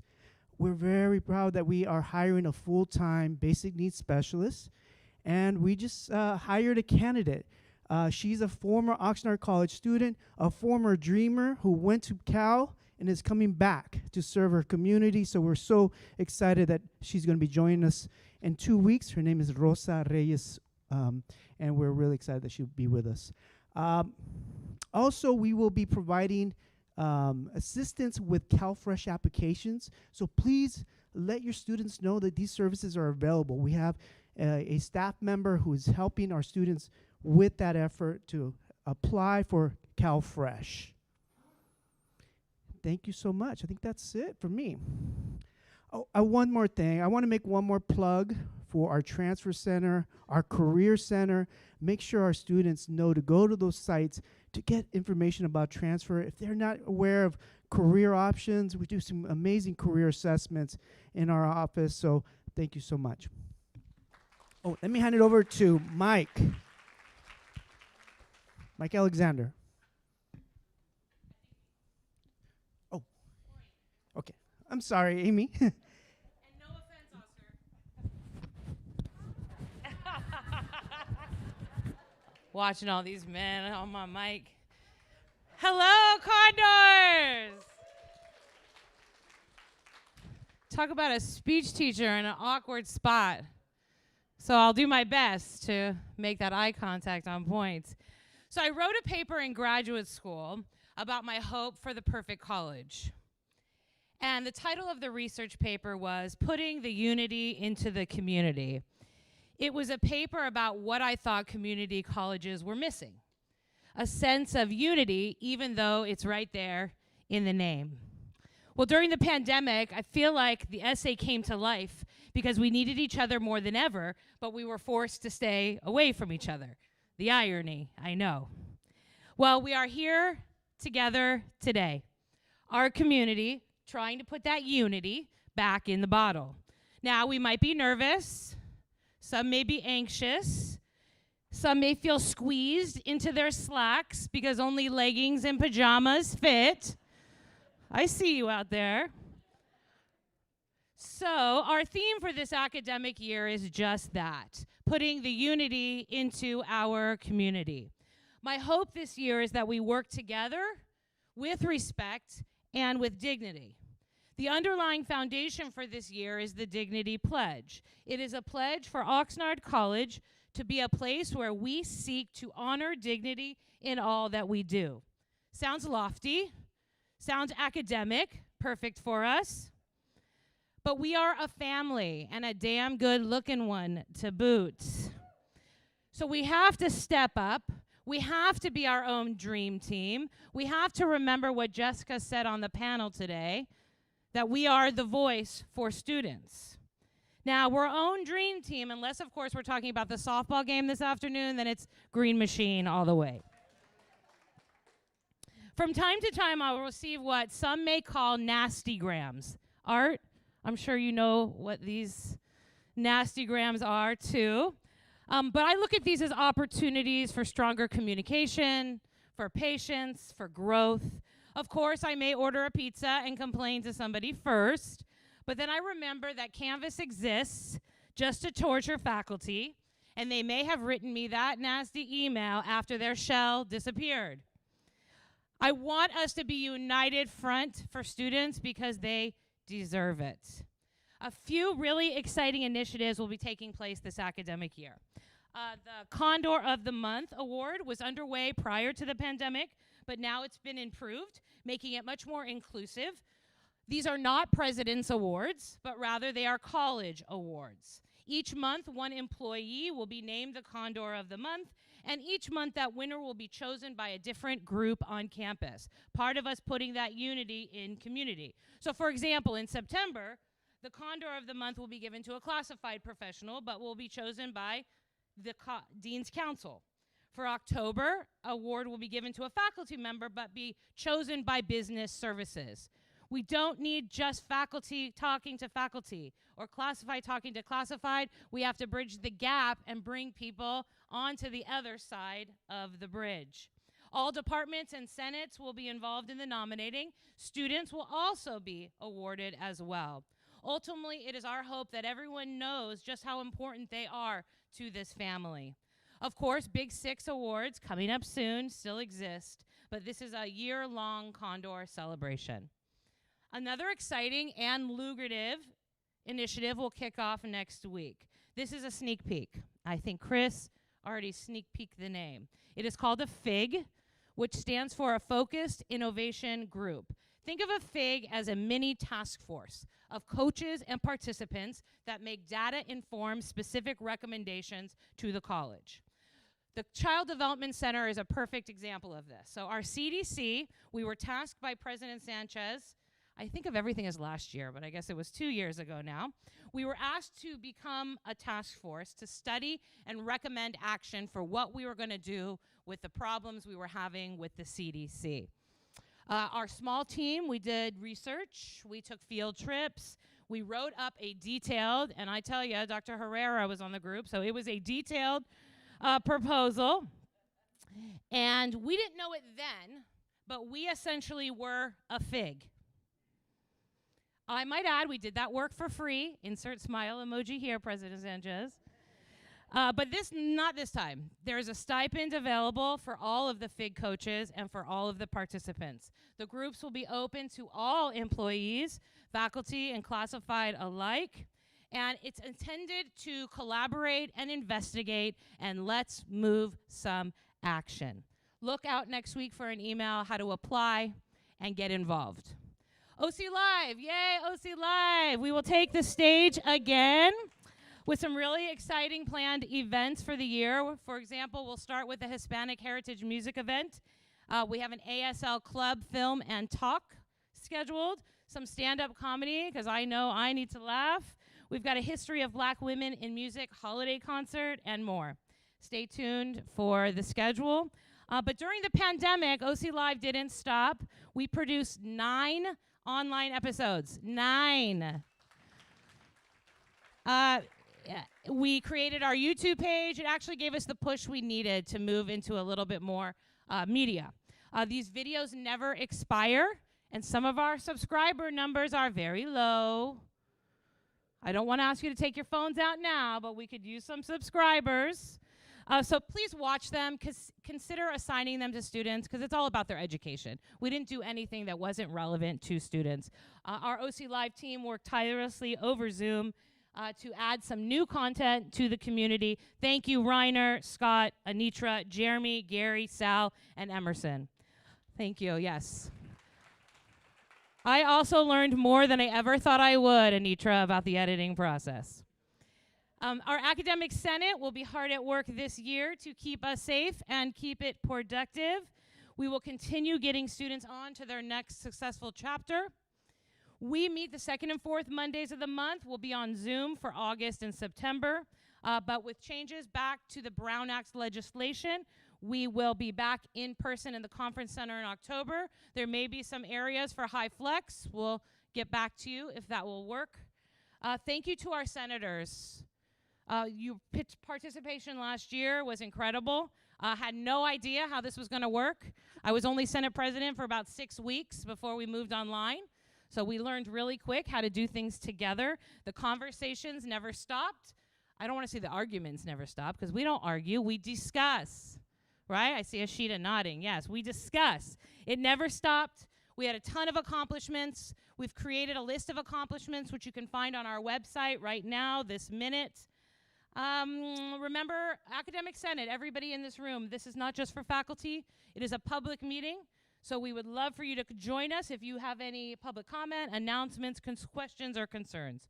Lastly, I know you're so excited. Lastly, I will end by introducing our new Senate Exec Board and thanking faculty. So let's introduce the board. Vice President Elisa Caruth from English. Let's give it up for her. I'm not sure if she's here. If she is, please stand. Secretary Marcia Fulkerson, Communication Studies. Treasurer Ashita Edwards from Economics. I know she's here. I can see her. Tom Stow, our librarian, will continue on as our webmaster and elections giant. It was fun, Tom, to do an online election for the first time, but we did it. The exec team will chair most of the PGs this year, but with the help of Delanulo for sabbatical. I know I saw that cute white hat somewhere. Kat Yang for PDC. And everyone's favorite curriculum guru, Shannon Davis, for our curriculum committee. Faculty, thank you. Thank you for becoming your own IT center for the last 18 months. Your grit resembles that of our students. We know what is right, and we always try to do better. A lot of the frustration I heard over the last 18 months is because it didn't feel as good as it could be. But you really have gone there. You've changed the way you understand the classroom. You've changed the way you look and feel about education. Let's remember we are the direct line, faculty to students, and we did what it took to get there. I am very thankful. I'm thankful to work with such amazing humans in this room and outside this room. And we are ready to hit the ground running. Let's reunite as a community. I have missed you. Welcome back. And now I'll bring up the classified Senate President, Amparo Medina.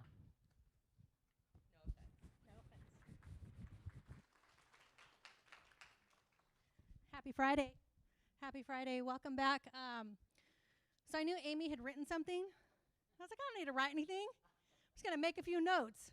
And now here I am, 2 pages, trying to figure out everything and put my thoughts together. So if you'll bear with me if I'm like turning things, trying to read it. You know, I think for every job we have, right, we end up spending more time with our colleagues than we do with our own family, right? And it's a time for acknowledging everything that our coworkers have been through. So if you'll bear with me, and if you don't mind participating, if you have lost someone during the pandemic, whether it be due to COVID or some other, reason, please raise your hand. I acknowledge you. I acknowledge your pain. I acknowledge the hurt. And I acknowledge trying to figure out how to get through the remainder of this pandemic and life while having to go through that experience.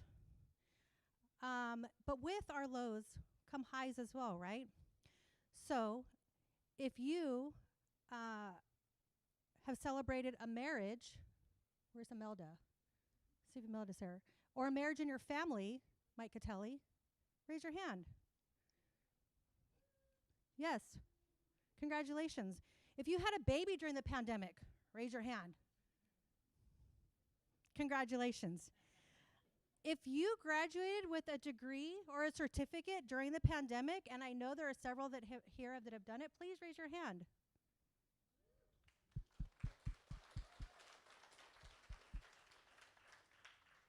If you've taken classes during the pandemic and understand what our students are going through, raise your hand.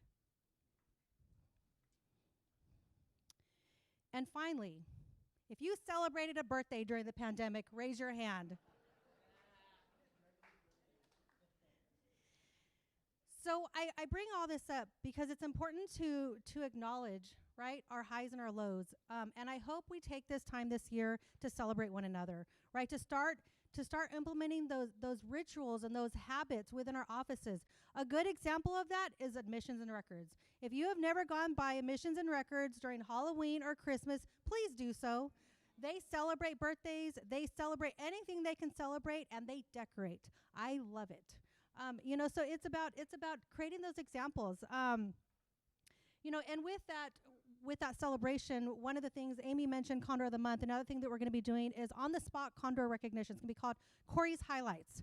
You might have received an email about it previously, but we're really going to implement it, and it's an opportunity for you guys to acknowledge on the spot a colleague, a student worker that has done something great and to help you. And we're going to continue to acknowledge them on a monthly basis. There will be a link on the website. We'll send out an email with the link. Please save it. I know Gilbert has it in his signature line. Put it there. So, it's just a way to acknowledge one another. And I also go back to what Jessica was saying, right? Jessica, I love hearing from Jessica. One person can make a difference in a student's life, positive or negative, right? That reasoning is where I find my why with doing the peer mentoring program, because I understand, and I've watched in my own boys' lives how somebody can make a difference in their life, right? And can change the trajectory of their life. Even when it comes to something like sports or academics, we can make a difference, right? So with that, there is opportunity still to mentor students. If you just remember, I gotta write it down. Mentor an OC student, right? It's a bit.ly. So bit.ly/mentor an OC student. We have Condor Connections. That is an opportunity for you to mentor students. I can't tell you how much great feedback I have received from students that have been mentored by one of you. It is phenomenal. And it doesn't even have to be about like you're giving them, just all this academic guidance. It's just being there for them. It's just supporting for them. It's just, I got that weekly phone call and it made a difference, right? So if you're interested in mentoring a student, please sign up. The other thing is, going back again to what Jessica said, right, about meeting outreach. Help us welcome students on Monday and Tuesday. If you did not sign up to welcome a student, it's okay. Just show up. We're going to be in the parking lots, right? We're going to be out on the sidewalks. We're going to be in the quad. It's just welcoming students. It's making them feel connected. It's letting them know if you have your #Condor Strong shirt. If you don't have one, let me know. We are going to be ordering more as well. It's just creating that environment for our students, which is so important. Going on to Classified Senate. So welcome to this year's officers. I have Berenice, who is out of our Fire Academy, Dalia, who's out of our Career Education, Fidelia, who is out of Financial Aid, and Amanda Berwick, who is one of our career specialists out of our Career Center. If you are a classified that is serving on a participatory governance committee this year, raise your hand. Get them high. Get them high. Managers, look around. My ask of management is that if you know your classified is sitting on a committee, please support them in being able to be present in that committee. And what I mean by that is if they sit in an open area and they're trying to zoom in on their meeting because most meetings are still Zoom, create another area for them to go to. Because no matter what, classified, we will multitask, right? So if somebody comes up, they're still going to ask us questions, right? So supporting classified supports the college, which in turn supports students. And that is my ask of you today. And what else do I have? So Classified Senate meetings will be meeting the second and fourth Tuesday of every month. We have changed it up a little bit. We're busy creating fundraising ideas, including another jacket fundraiser. I know you guys love those jackets. We're going to be doing a 5K, do a 5K fundraiser, and this goes towards our scholarship. And we're doing C's Candy as well. And one of the things that I'm excited about, we'll be partnering with the Professional Development Committee. Please keep it in mind, is in the spring, we'll be putting on our own leadership conference. We'll be looking at Flex Day, the spring Flex Day, and doing a leadership conference, right? And with all these different events that you guys can go to instead of a regular Flex, and it can be open to students, right? Because that's important. When we hear individuals talk about their story, it encourages us to do more. And we want to do that with our own employees. We have a lot of fabulous things to offer with our own employees. To lead workshops, I'm excited, and we'll see how it goes. And so please keep that in mind. And I think that is almost it. So I look forward to, as Amy said, putting unity back in the community and acknowledging each of your hard work, showing up, pushing through. And finally, happy birthday, President Sanchez. And Armine, wherever you are, you will be missed. Thank you. And here is Mike.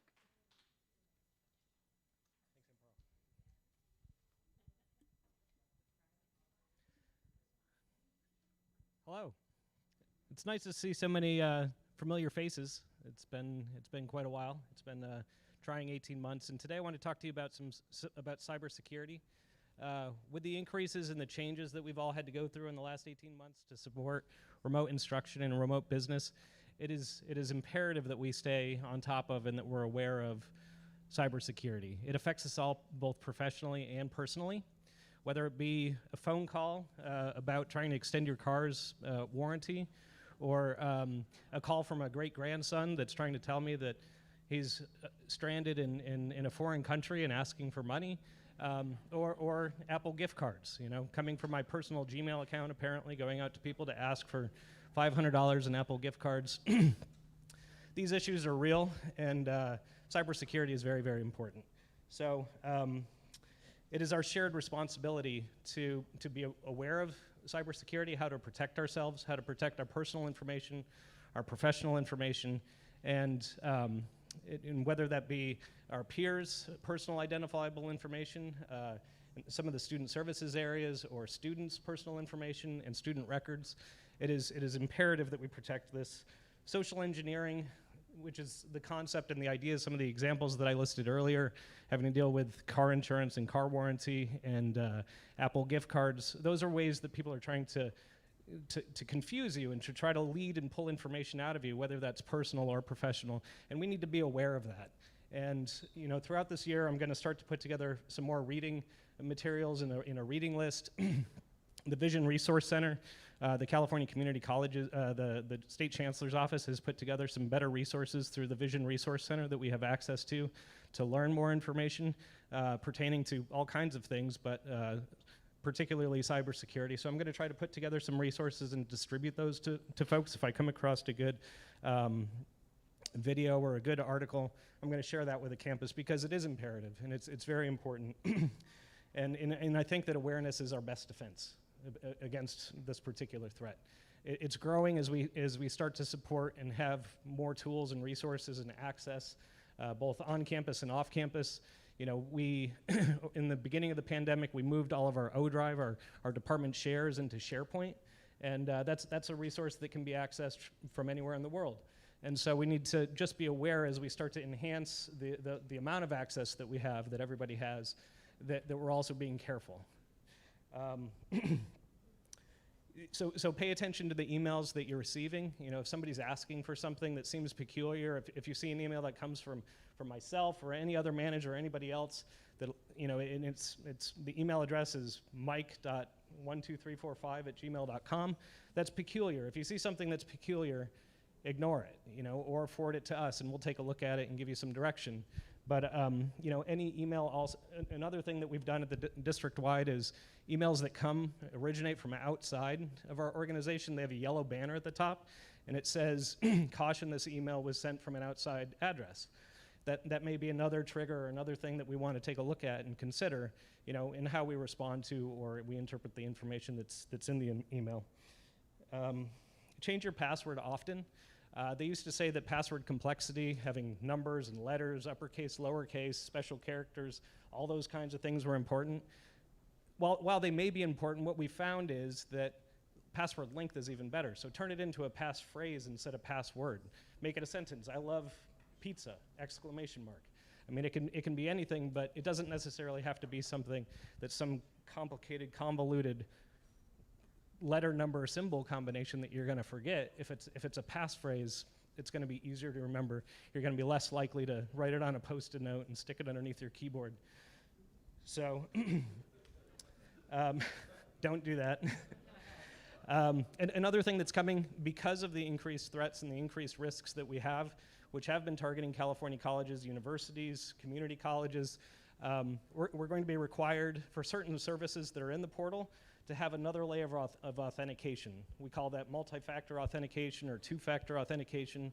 It's similar like when you go to your bank's, your online banking website, it texts you a secondary code. It's going to send you an email or a text or some sort of an additional authentication token that you're going to have to input in order to access certain services in the portal. And those are going to be, to begin with, it's going to be things that are more sensitive, so secure desktop and secure portal, and some of those services, but I think going forward and into the future, it's going to be even more services and potentially the whole portal. So it's going to be that second factor of authentication that you're going to have to put in. So that's going to be coming, and it's going to start to happen in the next month or so for some of those services in the portal. Yesterday we had a flex session that was IT essentials. It was very good session, and there was some discussion and some comments about high flex.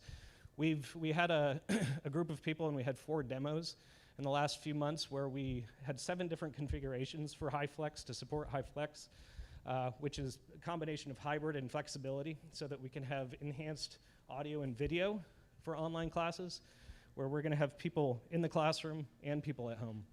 The standard that we decided on is it's an iPod or an iPad on a tripod. That's hard to say.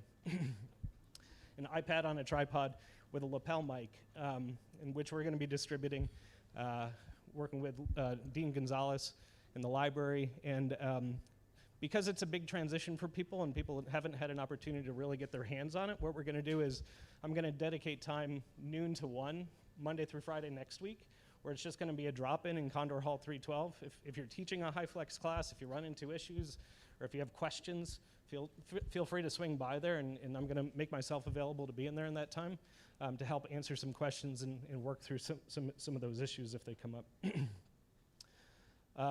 Lastly, I want to really thank library and the circulation staff, Juan and Ricky. They've been doing a fantastic job. I wanted to mention those guys. They've been distributing laptops to students, hotspots, and really the whole library staff. Maintenance and operation, I call on those guys all the time when I need to hang a speaker or a projector screen. I appreciate all your support. They always seem to just come and take care of it, so thank you guys. Of course, my team. We'd be in a completely different place if it wasn't for my team, so thank you. I appreciate that. And Jeremy and his team that's out here running these cameras today, great job, guys. Thank you very much.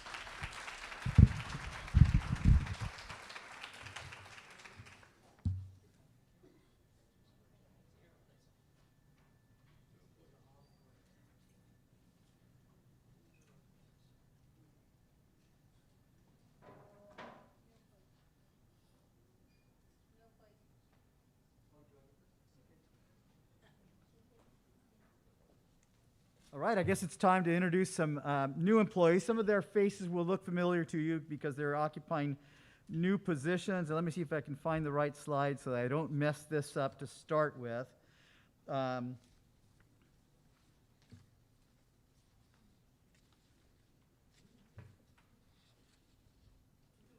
Here we go. I think I've got it. Oh, excellent. So okay, thank you very much. So as usual, let's start off by introducing a very familiar face to us, and that's Matt Jewett, who was really promoted, in effect, from Assistant Dean to Dean of Public Safety and I think Extended Programs. Is Matt around? Yeah. Oh, wait, standing in the back. Great. So Matt was came to us at just the right moment in time in January of last year, just a couple of months before the pandemic hit us. And it was his leadership that enabled us to get that Bellwether Award for the Fire Academy. But he's been invaluable to us in so many other ways. It's a pleasure to recognize Matt's high caliber through this promotion. So congratulations to Matt, and thank you for all you do. Another familiar face is Dr. Keller Magano. And Keller, where are you? So Keller, as you know, has been our interim Dean of Institutional Effectiveness. When we lost Dr. Cynthia Herrera, I was devastated because there had been so much transition in the leadership of Oxnard College, and Dr. Herrera is so talented. But Dr. Magano has stepped into that role so gracefully, and she brings a combination of skills on the left and right sides of the brain. So she is as analytical as anyone you'll meet. Her PhD in linguistics, I think, has something to do with those analytical skills, but she's also really good at working with people, and it's the combination of those skills that makes her role so critical to the next step that we were talking about this morning. So welcome and congratulations to Dr. Magano. And how about Giovanni Ortega? Is Giovanni with us? Where are you, Giovanni? There, stand up, Giovanni, so we can see you. First of all, the name alone, as I was telling him yesterday, his name is a little bit like my name is Diego Iniguez Montoya. You killed my father. Prepare to die. Giovanni's name rolls off the tongue. It's such a pleasure to have Giovanni down the hall, carefully managing our CTE resources, and it's great to recognize you in this role that you've been doing interim on a permanent basis. Giovanni, welcome to the team. And who do I pass to? All right, Keller. Thank you, President Sanchez. You identified me as someone who's left and right-brained, and sometimes that means I can be very confused. So I hope I can get through this. I would like to have two folks from IE staff stand up, please. Rocio Avina Cervantes and John Hobble. Where are you, John? Right here. Okay. These guys, you probably have seen their faces. Between them, they have about 40 years of experience in our district. John has worked in all three of our colleges. Rocio started with us as a student worker and then spent several years here at Oxnard College and then 5 years in her position as technical data specialist at Moore Park College. We stole her away, and she is bringing amazing things to us. These two folks are our new technical data specialists. We've never had those positions in IE before, and they are really helping us to build capacity to bring data to this campus in a way that's really going to help us strengthen what we're doing and continuously improve. So welcome to these guys.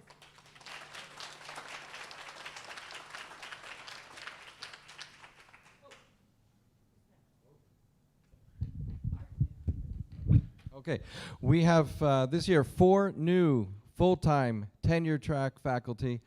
Dr. Linda Chaparro was so wonderful that we needed 2 full-time psychologists to replace her. Is Selena Benavides Black in the house? Selena? How about Samantha Rose Marshall? They're both attending remotely. Thank you, Connie. Connie knows everything. In paralegal studies, Evan Michael Hess. He is in the house. Evan, welcome. And finally, not quite so new to Oxnard College, but certainly welcome in her full-time position, Susan McDonald, our dental hygiene coordinator. And I believe Dr. Kobian is up next, or is it Chris Renbarger? Chris Renbarger with a whole list. Thank you very much. As you can see by the list on the screen, we've been busy and had a lot of changes. So we'd like to welcome Allie Frazier, the Senior Administrative Assistant for the division. Allie comes to us with a wealth of experience in writing, and she provides strength where I have weakness, so we really appreciate that. Tony Frias, or Antonio Frias, from the Child Development Center. He's our new supervisor.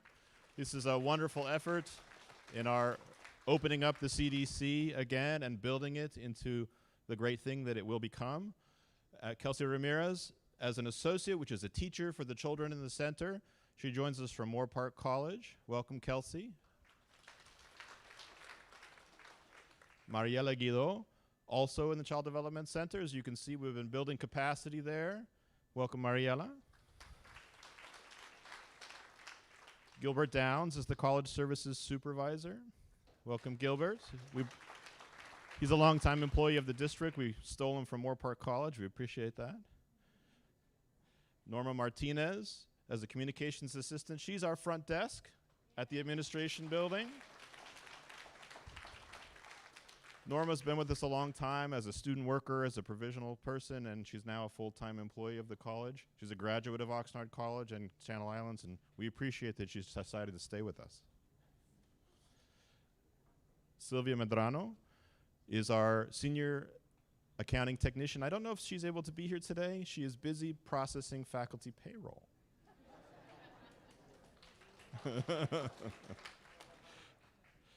And two grounds maintenance workers, Jimmy Gomez and Francisco Rodriguez. Are you able to be here? So our grounds are looking pretty amazing in most of the places around campus. When you see those folks, tell them thank you.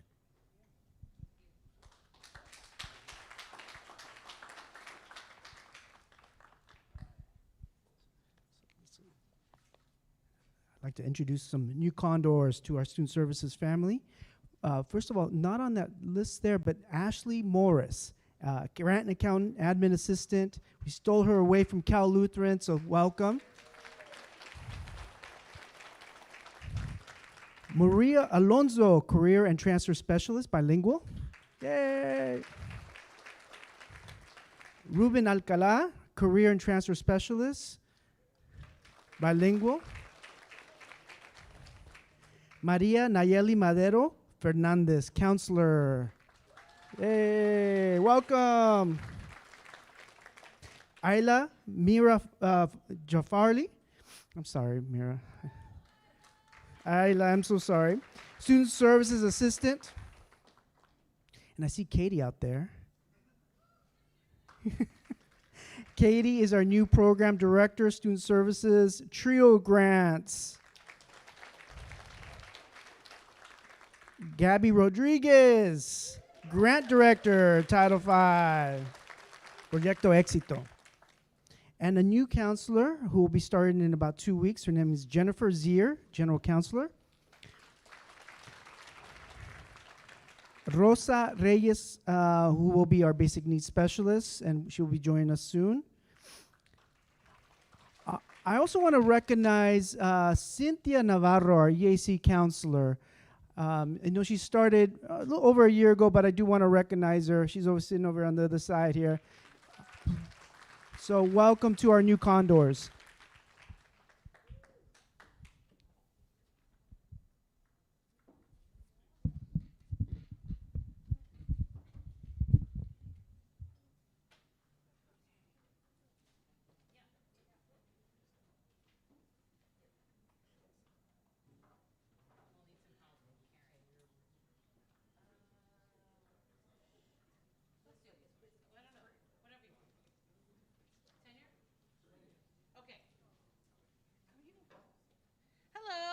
back again. We have some awards to recognize. We're going to start with some folks who were awarded tenure in 2020. The plan was to celebrate last year, but we will do it now. So if you're here, please come on up. Kevin Corse, awarded tenure in 2020. James Danza. Come on up, we have something for you. We don't go empty-handed around here. Diane Freelick, I know she's here. Milena Hurtado. Reiner Mack. Sure, Jose Maldonado. Ooh, that's heavy. Juan Pitones. Oh, are you passing them? Oh, go to Lori, she has them. Renee Sarcanio Willers. I don't know where the camera is. Jacqueline Ta. Anna Toy Palmer. Linda Webb. Lois Azarne. And Juan Zuniga Ole. That is a big group right there. Right there. I'm showing this for the camera. We're modeling it. Vanna White. Thank you, faculty, and now you are stuck with us. Thank you, and we're sorry. Oh, that's Lois. Lois, I was using yours as a sample. Could you? Always with a Z. I guess you're used to that. All right, we're also going to do the big 6 awards. Lois, Carla's calling you. See what happens with a mic, Carla. I can direct people around. Are you doing a photo? We want to do a photo, tenured folks. Crescencio, wave. There we go. Follow Crescencio. Class photo 2020. Fix your hair. And now we're going to move on. Carla, do we have those awards? You're there on that table.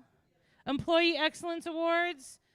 The big 6. We've heard lots of names. EE Awards. We Are Awesome and Rad Awards.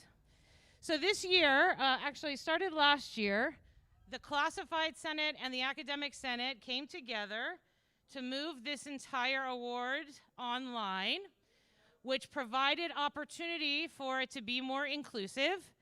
Managers could vote, faculty could vote, classified could vote, and the best part, students could vote. So we got about 40 people who filled out our survey, meaning they nominated. Last year, or the year before, we had 6 people. So 40 is a big jump from 6. Next year, I'm going to hope for even more than 40. And lots of amazing people were nominated, lots of different areas, and this is how it panned out. We are not going to deliver the awards, but rather we're going to have the person who won it last year, they won it virtually, so they didn't get a chance to present or come up on stage. So I'm going to introduce the person who won it last year, who will introduce the person who wins it this year. You got me? Is that a yes? Lunch is coming, I promise. Lunch is coming. We're so close, I know you can smell it. So I'm going to bring up the Mark Deaver Award winner, which is the full-time faculty from last year, Professor Dolores Ortiz.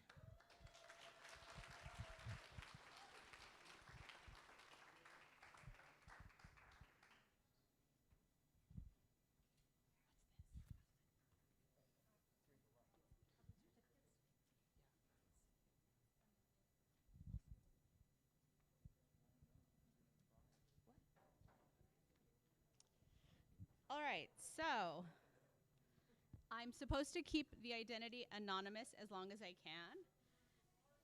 And, identity as anonymous as long as I can.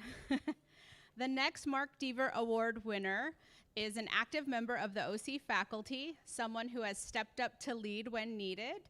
They have served for several years on one of the more labor-intensive PG committees, curriculum. They are dedicated to teaching and helping students achieve their goals. This person works to collaborate with our transfer partners at CSUCI, as well as following any systems and information that will allow students to be competitive in the job market. They are an innovator and have kept their curriculum changing as technology has changed. Colleagues enjoy their thoughtful approach They were described as a total team player who selflessly steps up, particularly during the pandemic. This person was in regular communication and has been great at reaching out and following up with everyone.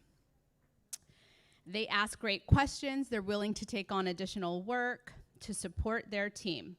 They are described as a peaceful and charismatic faculty member, as well as reliable, steady, and simply always stepping up to help. Overall, he is just a good guy and deserves to be noticed for all he has selflessly contributed to our campus in the last year.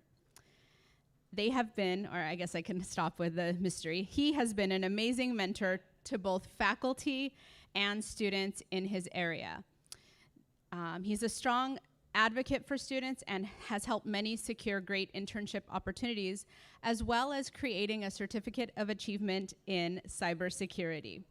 This year's winner of the Oxnard College Mark Deaver Award for Excellence in Service in Teaching by a full-time instructor is the computer networking IT professor, Mr. Alex Lynch.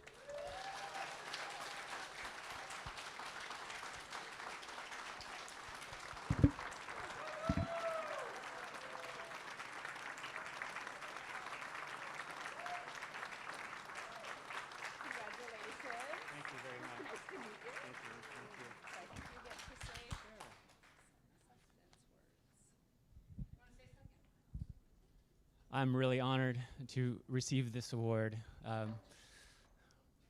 Really floored by it, to be honest with you. I'm so fortunate to do work that's impactful. You know, being here at Oxnard College, it really is a family. There's nowhere else that I would rather work. And you know, Oxnard College has only been around for about 50 years, so to be part of a group that has received this award, there's only, you know, maybe 40 to 50 people who've received this award. So I know I could pass this around, and so many faculty here are also deserving of this award. So I'm truly honored, and thank you very much. Let's have a great year, everybody.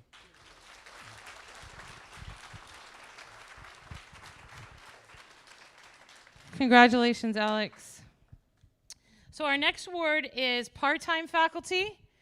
And our winner last year was Randy Osborne from Fire Academy, who could not be with us, correct? Okay, so I am going to be Randy. That didn't sound right. Okay, let me get to the right page here. So this faculty member constantly strives to enhance the classroom environment to create engaging content that both stimulates and encourages student engagement. They are willing to try new tools, thank goodness, and they work well in a team. This faculty member is well respected by students for their teaching excellence in the sciences, and was an important contributor and editor of our General Biology 101 lab Canvas content. That's a mouthful. The lab would not have functioned this year without this person's help and support, and we had about 20 sections of biology lab last year. This faculty member also created very important content for the Microbiology 100 lab, including recording videos and preparing at-home lab kits for our students. I am sure you know by now who I am talking about, and that is Melissa Graham, our biology adjunct faculty, who is hands-on, and we are honoring you today, Melissa. Please come on up. You're welcome. I'll get your stuff. You do a speech. Wow, I'm really surprised. Thank you so much. It's really been a lonely year not seeing you guys and feeling supported by you. And I just am so happy we can be back together again. And I could not be more surprised, really. Thank you. Thank you so much.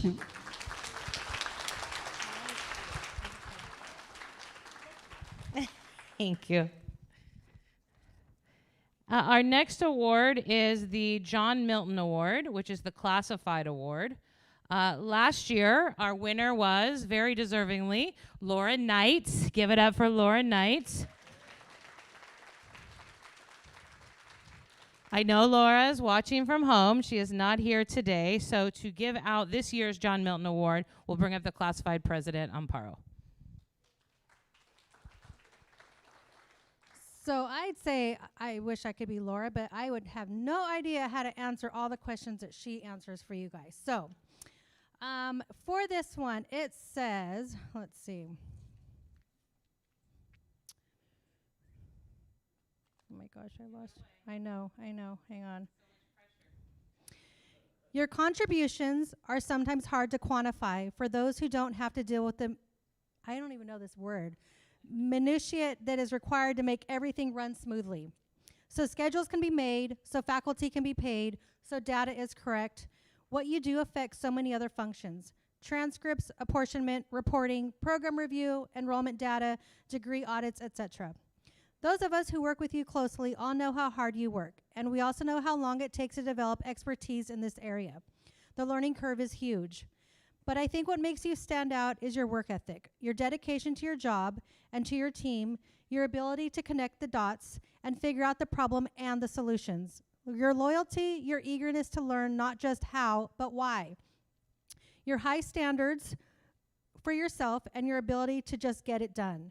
You rarely take the credit, and you often shine the light on those around you and praise them instead because you are humble and don't like the attention. Those of us who are lucky enough to work closely with you know we can always count on you. When we had no curriculum technician for 2 years, you took on a large portion of the extra work, learning a job that wasn't your responsibility because you knew how important it was to the college and to our students. You took the lead role for the district and the banner portion of our CIM implementation, working closely with district IT, banner experts, and Leapfrog, attending meetings, doing testing and retesting, and playing detective in the new CIM system, trying to figure out why courses weren't bridging from CIM to banner. Without you, all of our courses would still be stuck, but you never gave up. We really appreciate all that you have done to make our CIM system work. I am nominating you for this award because you are irreplaceable. Laura Anderson. Laura works diligently behind the scenes to make sure that the college runs smoothly.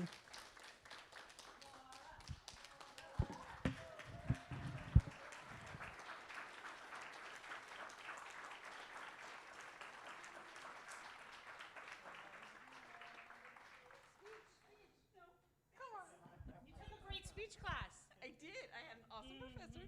Thank you. Okay, that's what you learn in an Edwards speech class. Great. Thanks, Laura. Our next award is the Teresa Archuleta Award, which is for a non-instructional faculty. Last year's winner was Deanna McFadden. Come on up, Deanna, to announce this year's winner. There she is. Thank you, everyone. First, on behalf of Yoshi, Gilbert, and myself, thank you all for not getting red passes today. Everybody got in successfully, so yay. It's my honor to pass this award along to a colleague that I have a lot of respect for. Again, I'll try not to give it away. These are reading from some of the nomination letters. I've found them to be driven and talented advocate for students as well as the program and staff they oversee. I found them to be very creative, a good problem solver, as well as having the ability to be a profound mentor and teammate. This person is passionate about supporting and serving students. They are kind, compassionate, a great listener, and a great role model for students and colleagues alike. COVID-19 changed all of our lives, and under the guidance and support of this person, I never felt far from the campus community, its resources, support, guidance, and knowledge. This person has a passion for all things related to social justice, equity, fairness, access, equal representation, and is the embodiment of the EOPS CARES team. It's my honor to call up Cesar Flores for this year's award.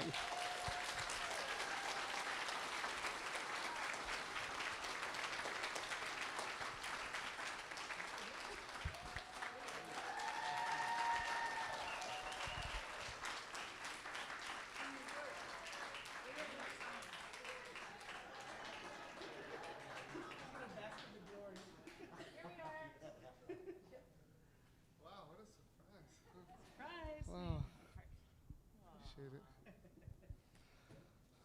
Wow. Really special and appreciated. Man, I'm getting touched. Now, in particular, really due in large part to this recent year, knowing what we've had to deal with. This recognition is even much more meaningful, just knowing how collectively the EOPS family, and I'll say this, just student services collectively rose up to the challenges that we faced. I was fortunate enough, blessed enough actually, to be involved in that dialogue and seeing how the Condor family just collectively just rose up and used their creative mind and the same spirit that our students have, just the spirit of resiliency and persistence, commitment to succeed. I saw our staff also achieve that firsthand, and so I'm humbled, and I'll take this on their behalf, really. I just feel that this award, there's so many other people that just deserve that. So thank you to our staff and to my OC family and to our OC Condors. Just let's keep it going. We still have some more challenges ahead, but I'm confident, just after what I've witnessed firsthand, that our students are still going to be successful. They're going to succeed because of the people that are here. These people here, the campus here is special. It's unique. And I've worked in other campuses as well, and I've seen faculty, instructional faculty, being open and working with the non-instructional faculty to assure that they put students first. And that's what makes it a privilege, to be able to reach out to our colleagues on the other side and to see just your willingness to be flexible for our students, to work within the framework that we can, because our students need us now more than ever. Thank you.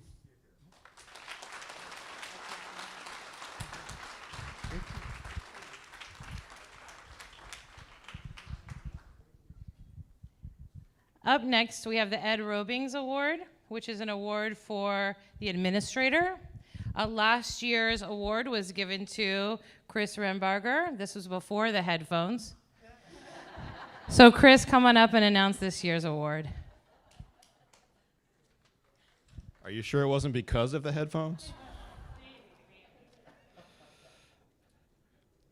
This administrator is always looking for innovative, effective ways of serving our campus.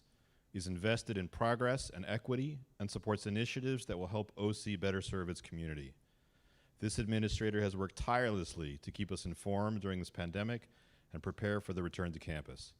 This administrator is also very focused on the needs of our students and community. This administrator personifies the campus slogan, "A college with a heart." He is an administrator with a huge heart for our students and employees. His initials are OC.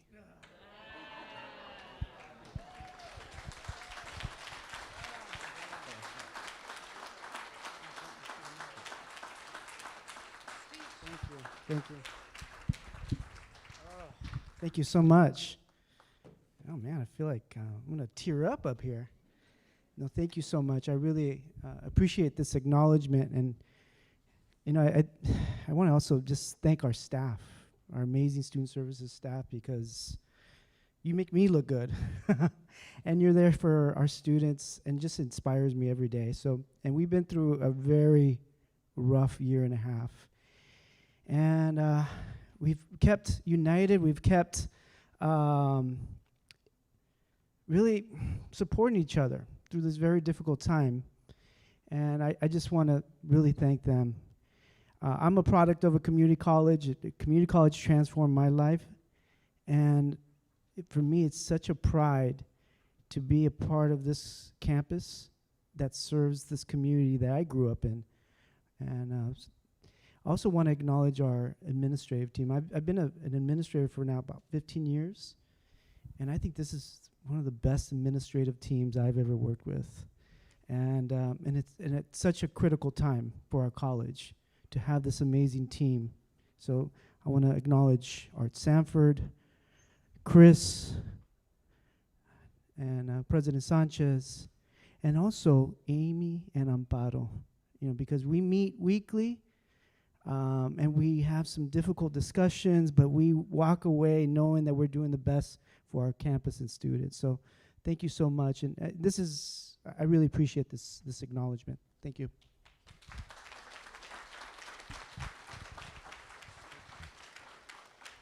And the last award is the William Simpson Award, which is an award about service. So service to the college, regardless of who you are. This one was a little tricky. You'll see why, but I'm bringing up last year's recipient, Gabriela Rodriguez. Thank you. Thank you, Amy. Thank you, everybody. It is difficult to keep this person anonymous because I don't think many people will be surprised when I share some of the nominations and just my personal experience and working with this colleague in the classified realm.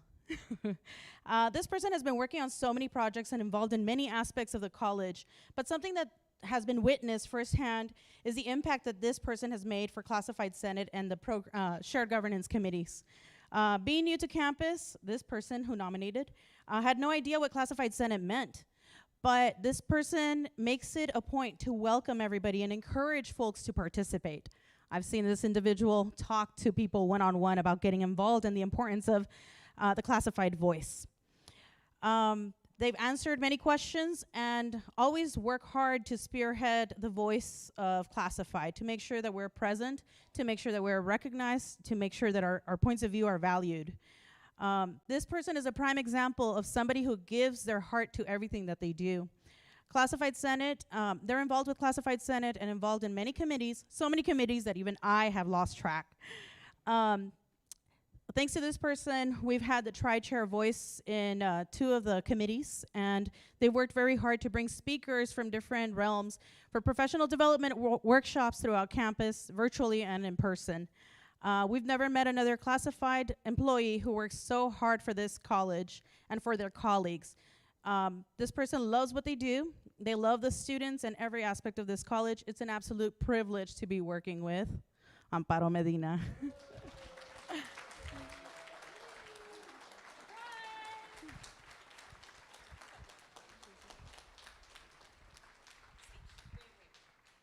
I had to pull a lot of fast ones because she's got a lot of hands and buckets. So to trick her and keep it a secret was not easy. Congratulations.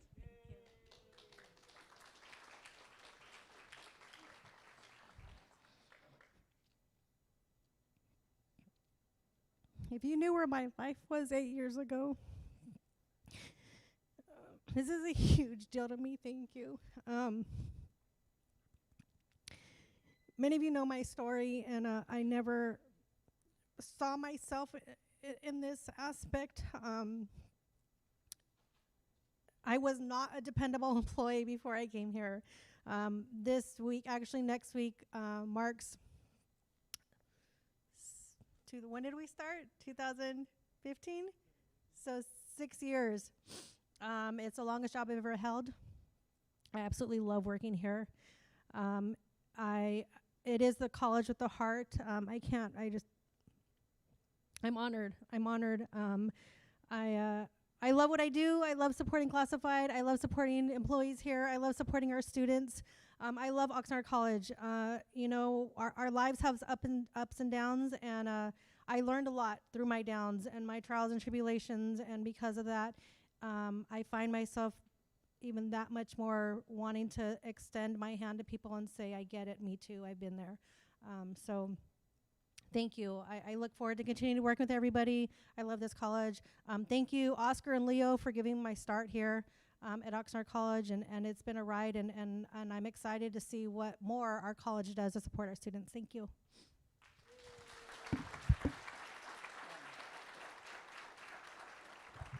Did you have something you want to say, Amy?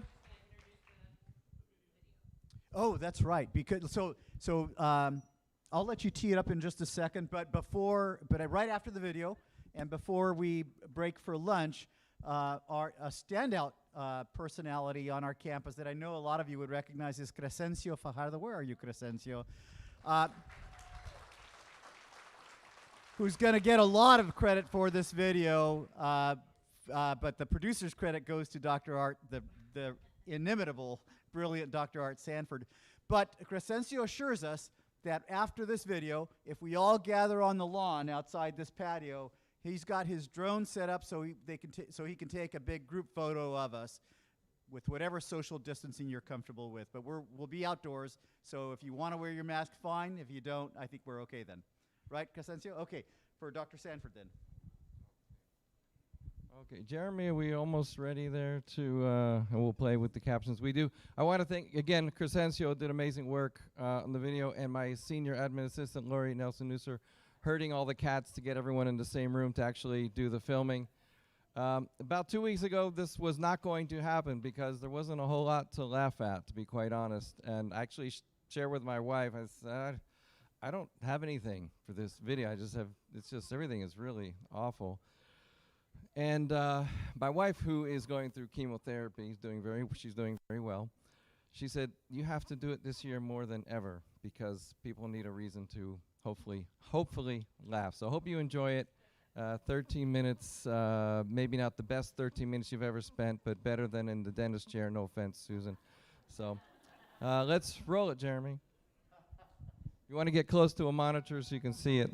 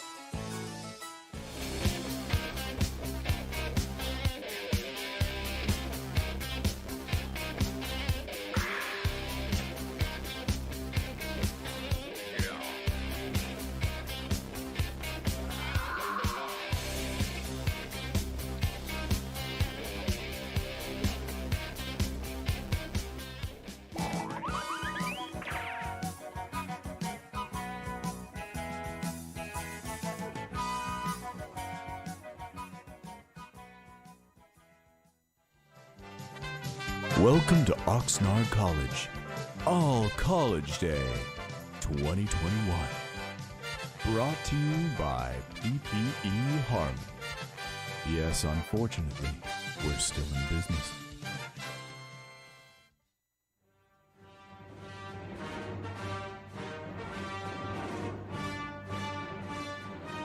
But last week, I saw Armine. She was calling in from like a really beautiful tropical beach. So I said, hey, that looks like an amazing spot. Be sure to use plenty of sunscreen. I recommend at least a 50 SPF. And what happened? Well, she laughed. And then when she moved, I saw something was wrong. That beach like totally melted away. Do you know why?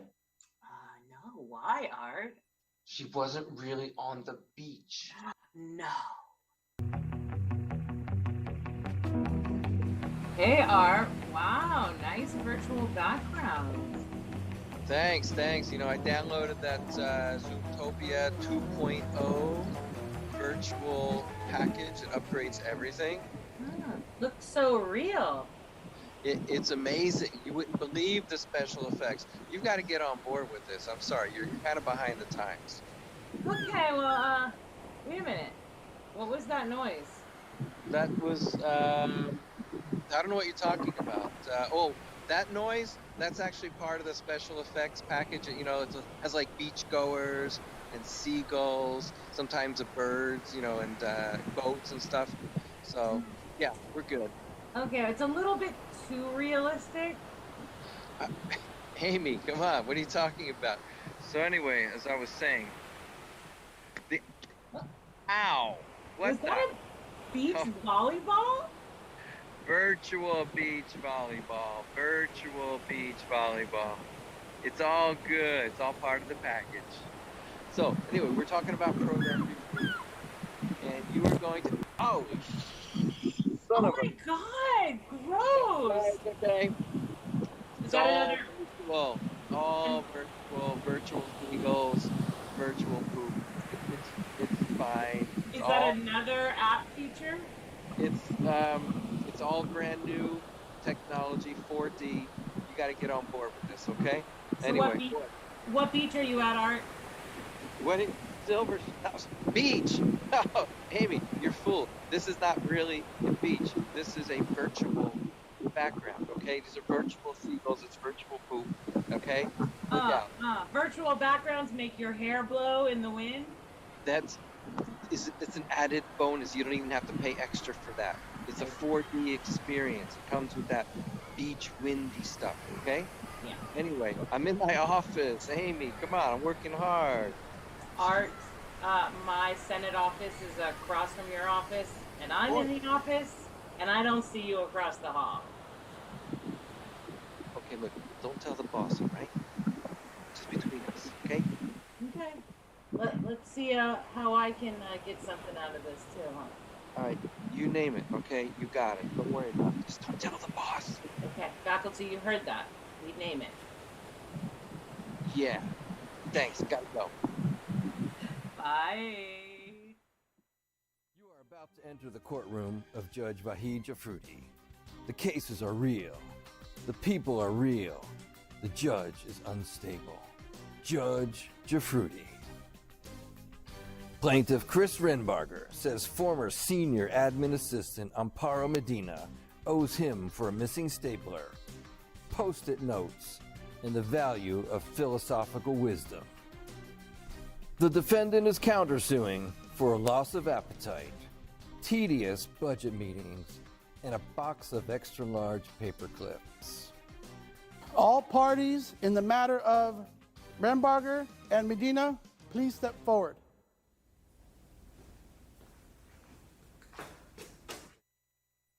Your Excellency, this is case number 007 on the calendar.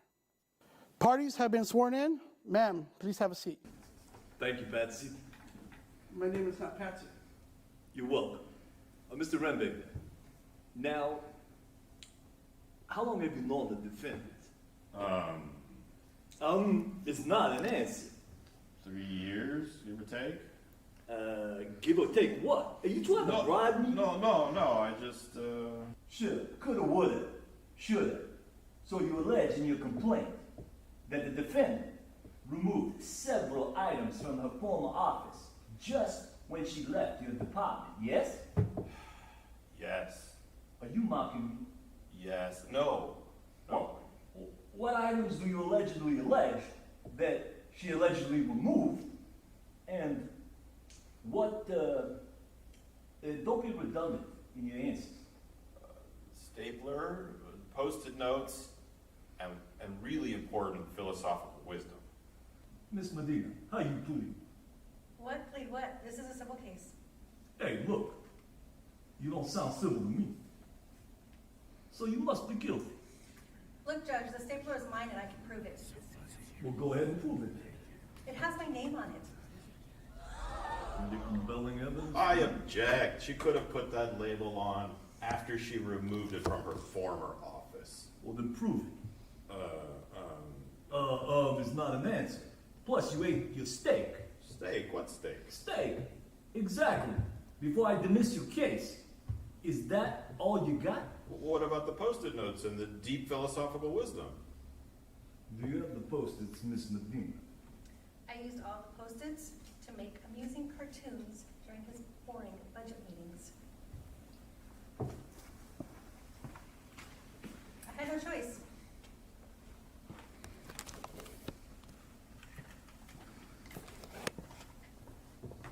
That's compelling evidence. What about the valuable philosophical wisdom? What wisdom? All he ever said was, damned if you do, damned if you don't, and it is what it is. Whoa, that's powerful stuff. Judgment for the plaintiff in the amount of 5,000 Canadian dollars. Yes, thank you, Judge Jafruti. That's outrageous. Yeah, what can I say? It is what it is. This case is concluded. All parties are excused.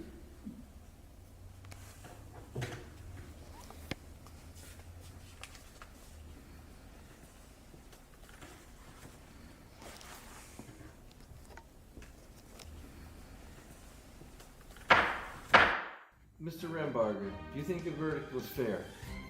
I think it was fair. Judge Rafudi is clearly a man of wisdom. So, Ms. Medina, do you think the verdict was fair? Was it fair? In a pig's eye. She got that wisdom from me. I'm gonna sue you again.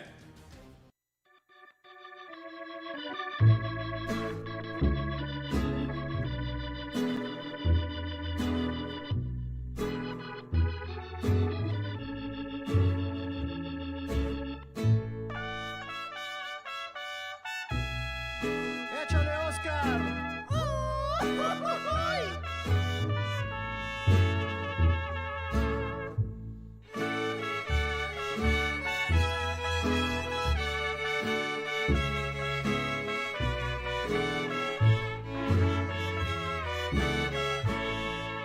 Este colegio maravilloso anda todo ansioso por volver.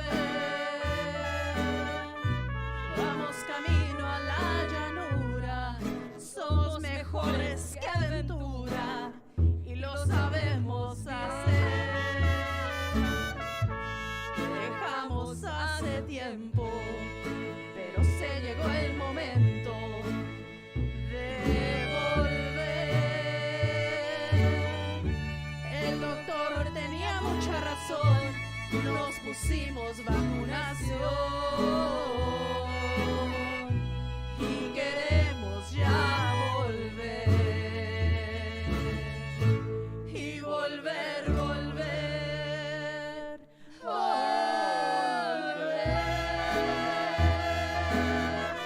A Oxnard College otra vez. Moveremos manos y pies. Tiene que ser. Queremos volver, volver, volver.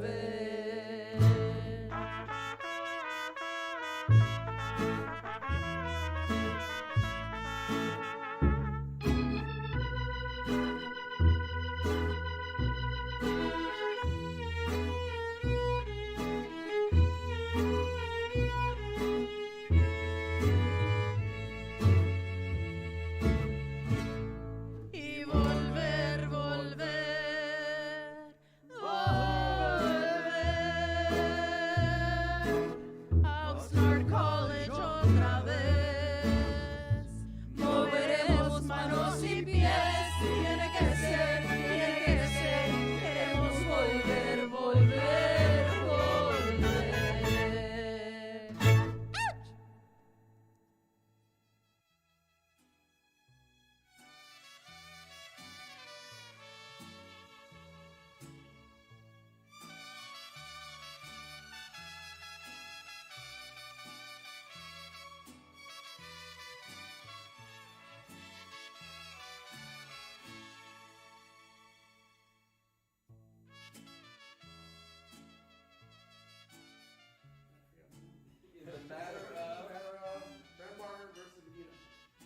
All parties in the matter of Medina.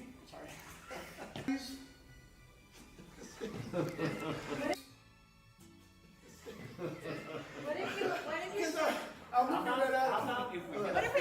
you say thank you, Patsy? Yes. And you said that's not my name. That's the one line he knows.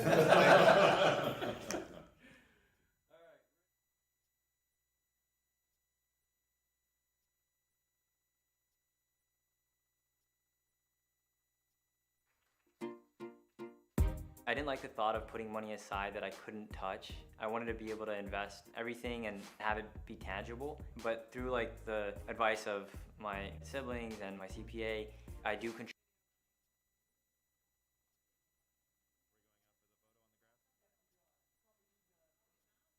All right, everybody, let's head out to the grass for the photo.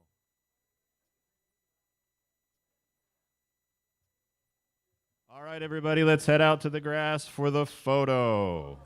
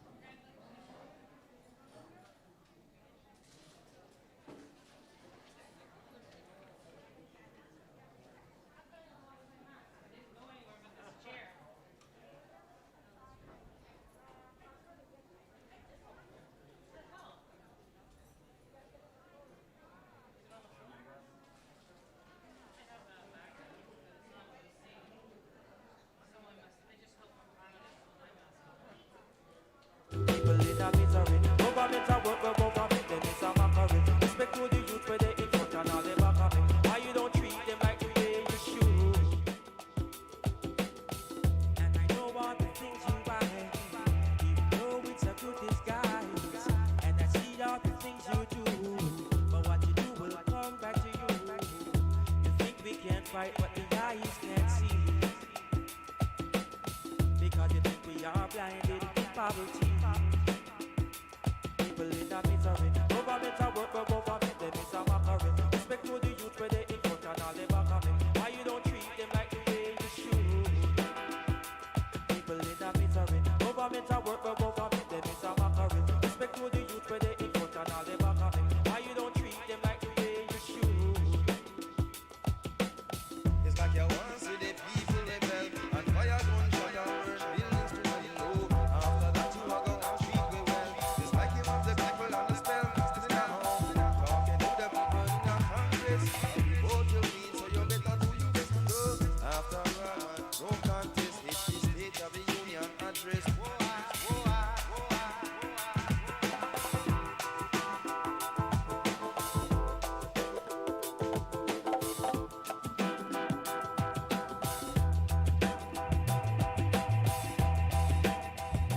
People in a misery. Government a work, but government them is a mockery. Respect to the youth where they in front and all they back of me. Why you don't treat them like the way you should? People in a misery. Government a work, but government them is a mockery. Respect to the youth where they in front and all they back of me. Why you don't treat them like the way you should? Broadcasting lies on the television screen, trying to get us hooked on your American dream. Up on the games, if you know what you mean, when you cheated on your wife with your monies and your scheme. People rule and not talk to the follow. We are no fool and no calm in no nana. You are good term and you deserve no nana. Say music as a your section, you sleepy man. People in a misery. Government a work, but government them is a mockery. Respect to the youth where they in front and all they back of me. Why you don't treat them like the way you should? People in a misery. Government a work, but government them is a mockery. Respect to the youth where they in front and all they back of me. Why you don't treat them like the way you should?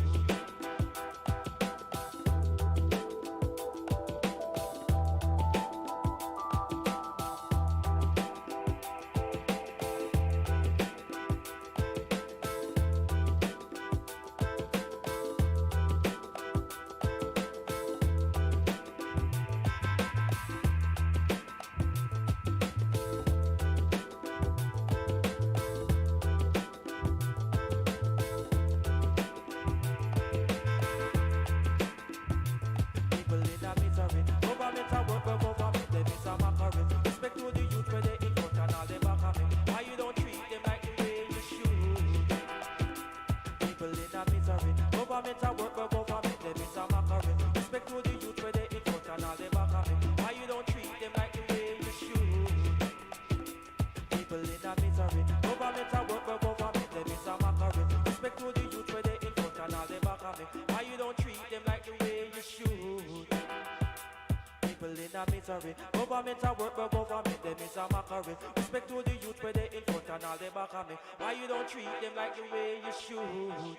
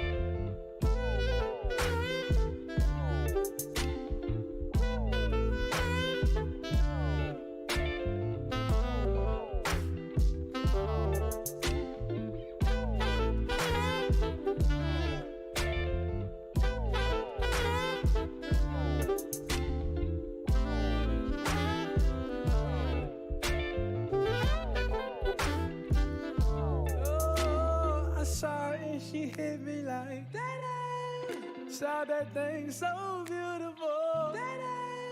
She just hit my heart, oh. full force and she got me like, I be like, baby, why you so fine? Got to make you mine. So hard to find.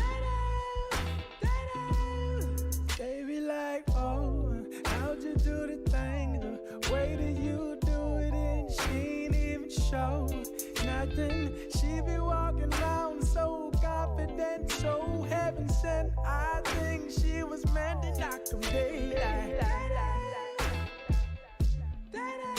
Like, girl, you so fine. Oh, oh, oh, oh, oh. Yeah. Girl, you rockin' like, ooh.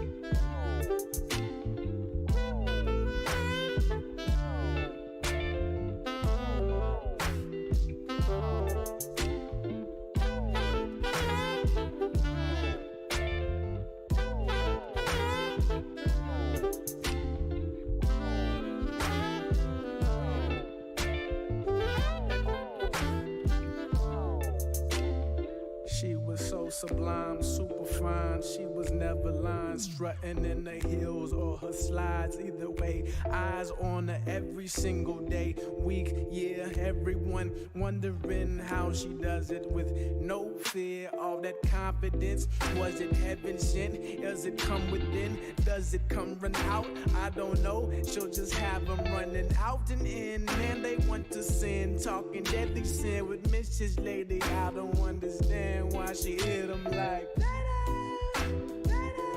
hey, like, girl, you knock 'em dead.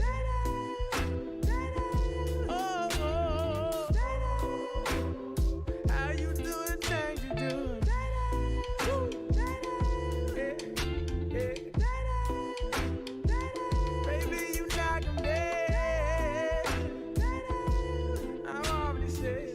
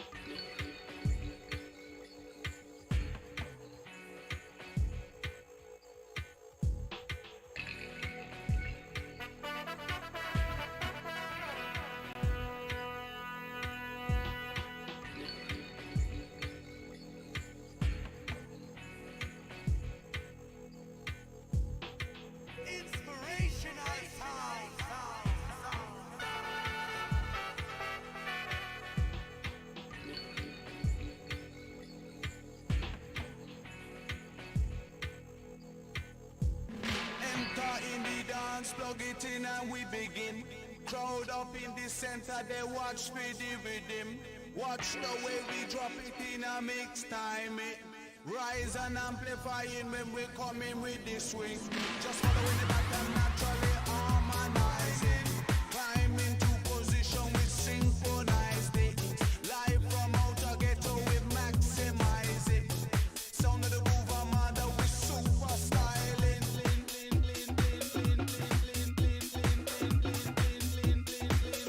We super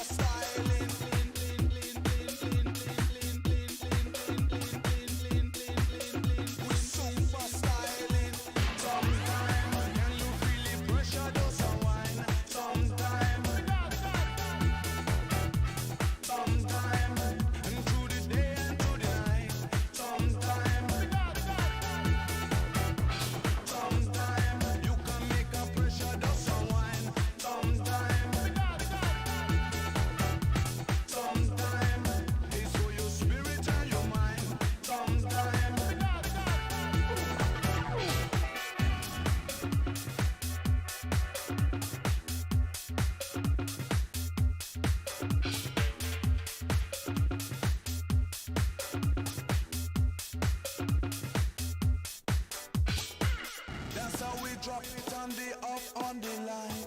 One time lyrics, them must stick on your mind. Proper baseline, I go prop and provide. My MC super, I go dapper on the ride.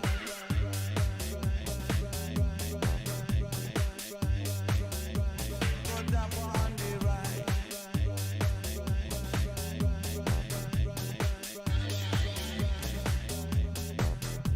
Sometimes, can you feel the pressure does a wine? Sometimes,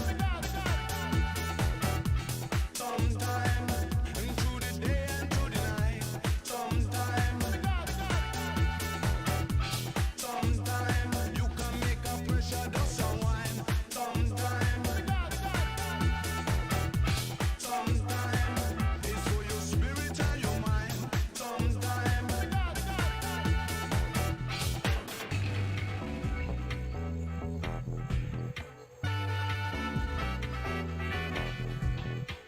Come operator, make the music play time.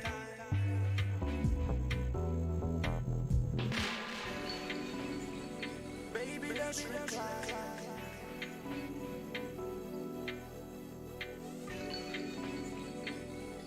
Worldwide. Enter in the dance, plug it in and we begin. Crowd up in the center, they watch for the rhythm. Watch the way we drop it in a mix time. Rise and amplifying when we come in with the swing. Just following the pattern, naturally harmonizing. Climb into position with synchronized it. Live from outer ghetto, we maximize it. Sound of the groove, Armada with super styling.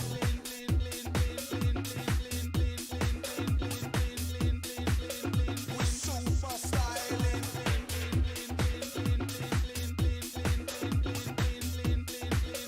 With super styling. Sometimes, can you feel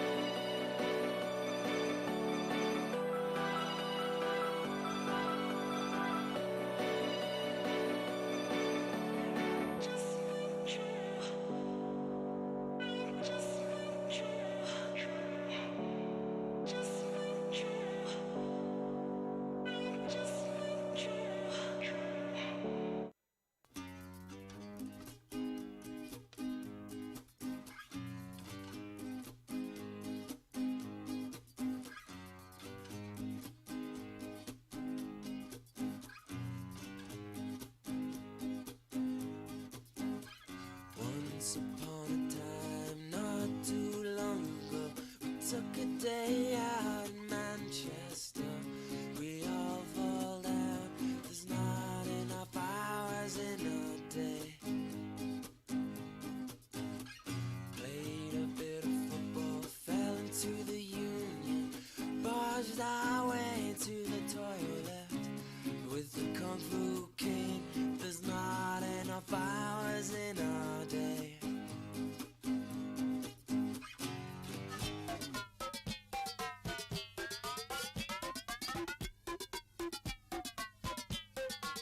I remember seeing someone dressed in a suit, looking like a lunatic. And we all fall down, there's not enough hours in our trip. Well, Academy cartwheels breaking your hands. Oh, we got lovely posters for sale. And we all fall down, there's not enough hours in our day. We like loving, yeah, and the wine we share. We like loving, yeah, and the wine we share.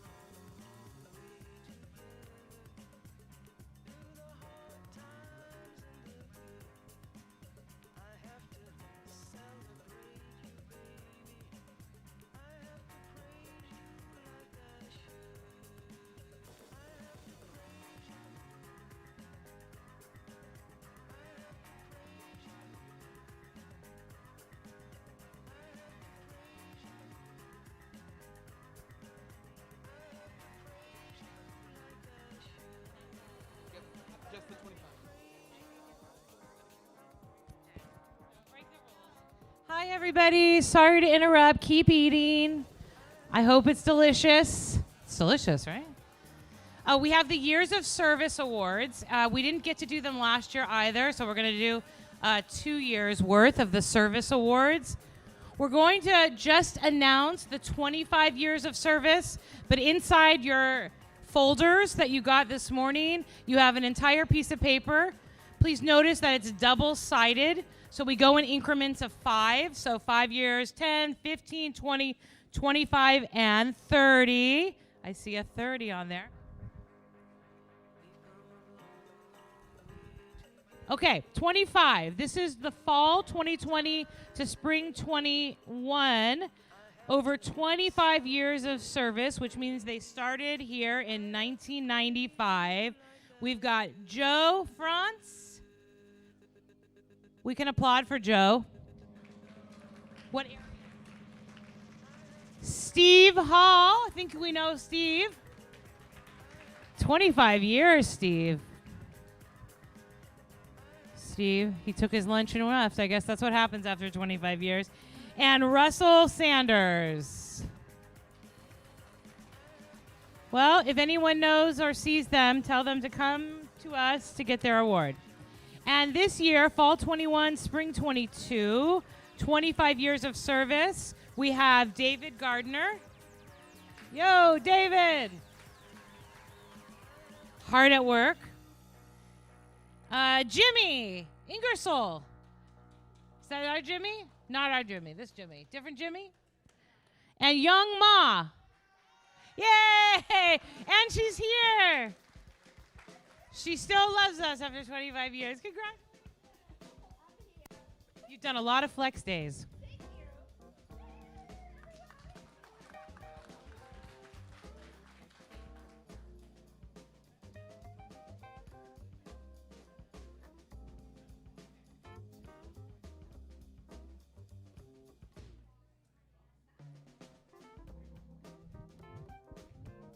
And then we have one more presentation, which is accompanied by a cake.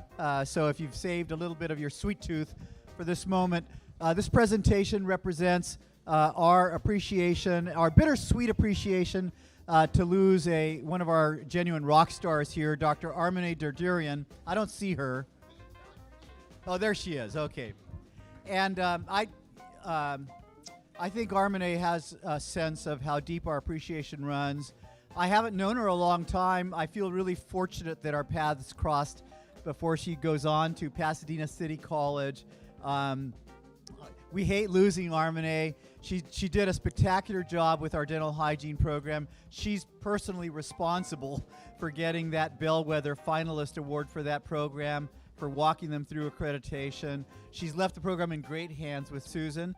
But then she went on to just really start to perform her stellar level of performance, her high standards that she maintains personally and then brings to our programs as Dean of CTE. And I feel like we were just getting started when we've lost you. But we want to recognize those stellar years of service for setting the bar so high, always with her eyes on how to help our students achieve all that they can achieve. So Armine, we're going to miss you. That's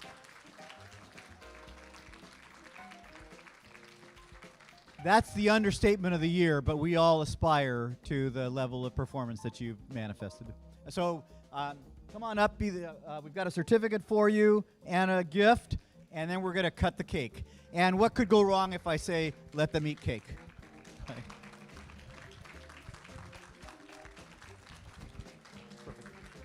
Nope, you can do that.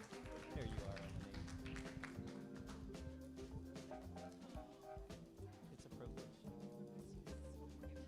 You're going to be in great hands, and they're going to be in great hands with you. But it's. Yeah. I promise. Thank you, Armin. I don't know if I can fulfill that promise. I'm going to be here for at least a year, and I won't pass the baton unless I feel we're ready to do so. We love you and we're mad at you. Yes, those statements are true. All right. Where's the cake? Oh. Have great division meetings, and we'll see you at the softball game later this afternoon. Green Machine. And Carla Banks. Just one last thing, y'all. Somebody asked for a special request. So join me, please, in singing Happy Birthday to you.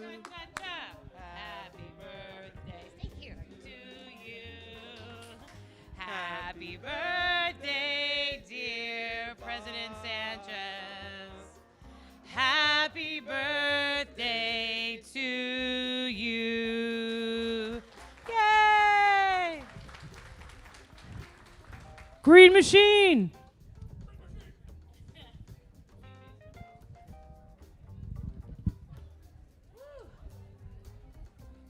We made it.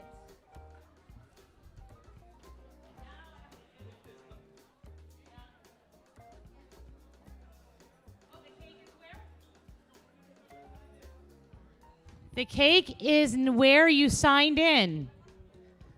We don't think those cookies were enough, so go get some cake.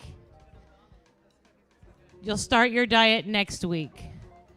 Have a good weekend.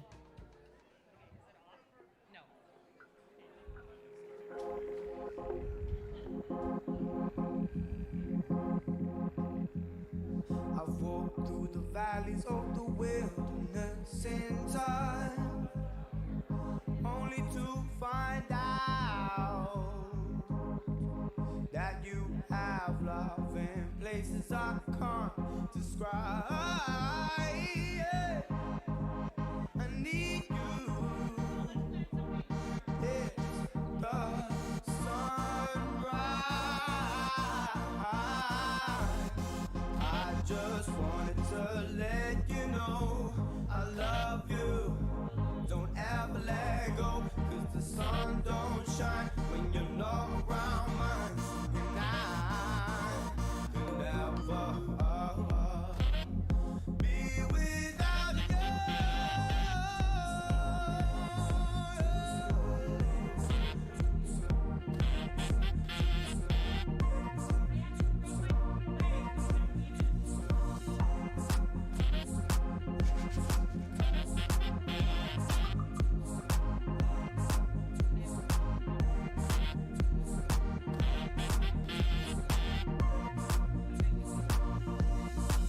singing the sun don't shine, the sun don't shine, the sun don't shine, the sun don't shine without you,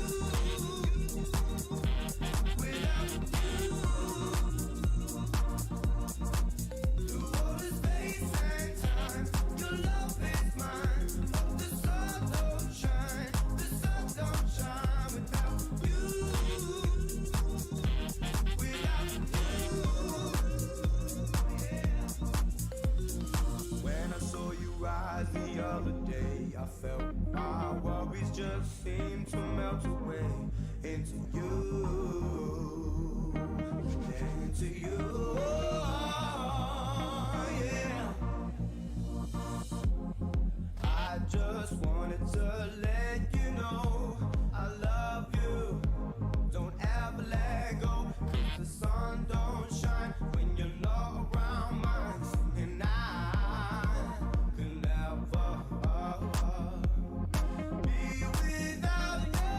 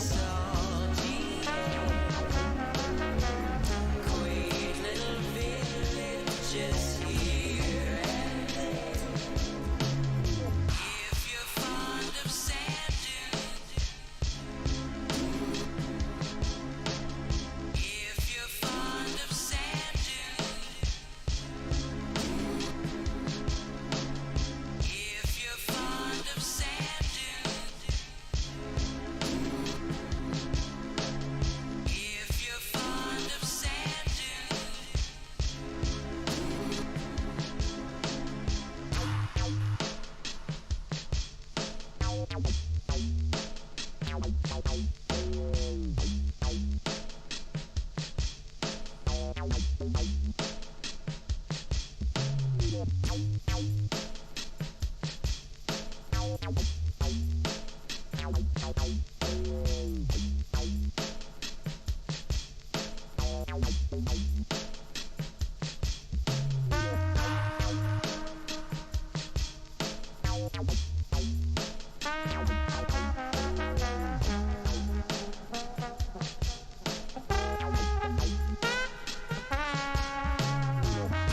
you're fond of sand dunes and salty air,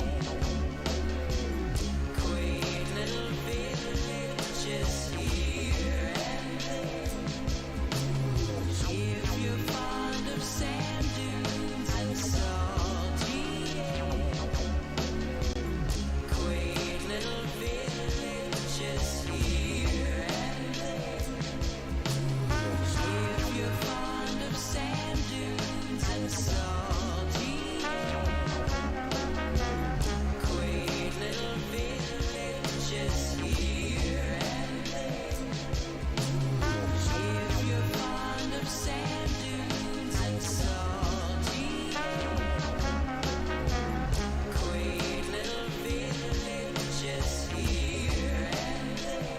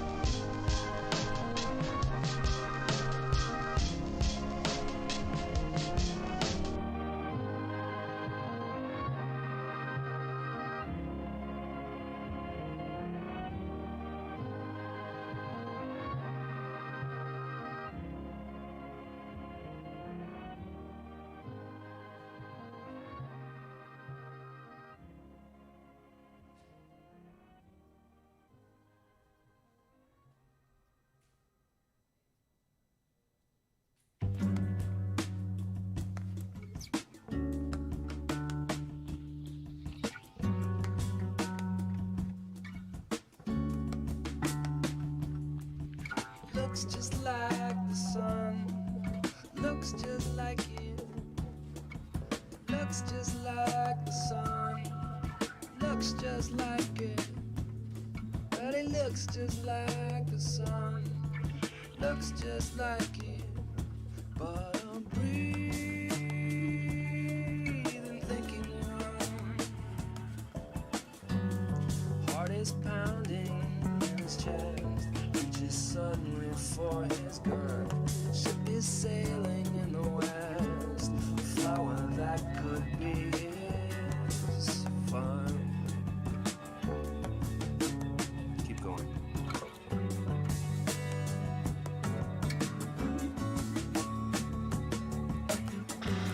Tree of antlers on his head, weary red split open eyes. I'm on the corner thinking about my bed.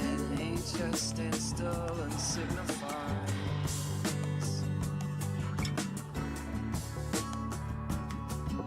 One, two, three. Looks just like it. Looks just like it.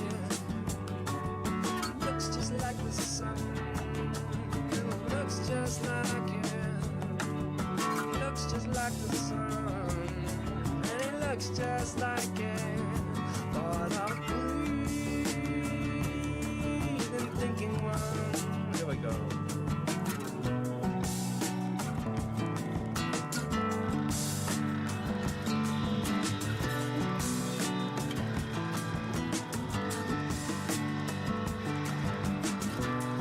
Golden red, the colors change, she can't forget.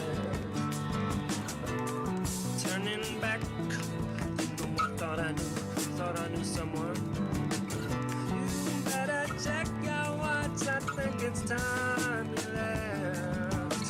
Hey, in darkness still, it's obvious to everyone. Darkness still, it's obvious to everyone. obvious to every girl that looks just like the sun. Looks just like it. Looks just like the sun.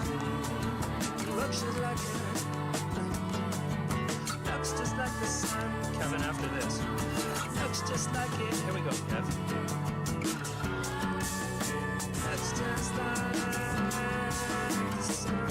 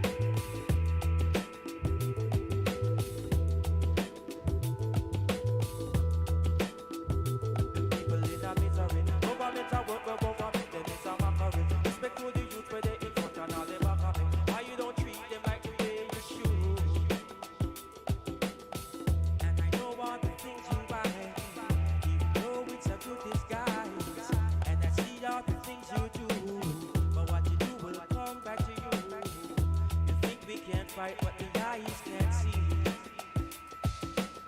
Because you think we are blinded in poverty.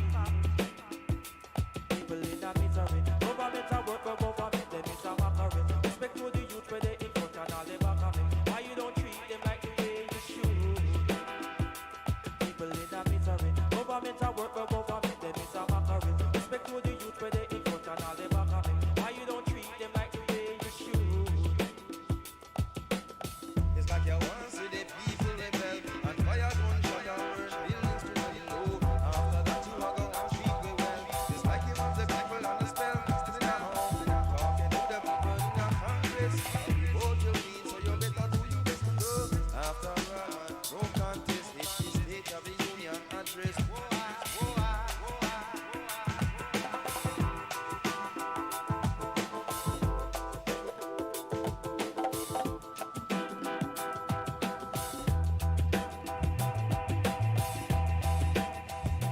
People in a misery. Government a work, but government them is a mockery. Respect to the youth where they in front and all they back of me. Why you don't treat them like the way you should? People in a misery. Government a work, but government them is a mockery. Respect to the youth where they in front and all they back of me. Why you don't treat them like the way you should? Broadcasting lies on the television screen, trying to get us hooked on your American dream. Up on the games if you know what you mean. When you cheated on your wife with your monies and your scheme. People rule and not out of the color. We are no fool and no calm in no nana. You are good term and you deserve no nana. Say music all the music, you sleep in people in a misery. Government a work, but government them is a mockery. Respect to the youth where they in front and all they back of me. Why you don't treat them like the way you should? People in a misery. Government a work, but government them is a mockery. Respect to the youth where they in front and all they back of me. Why you don't treat them like the way you should?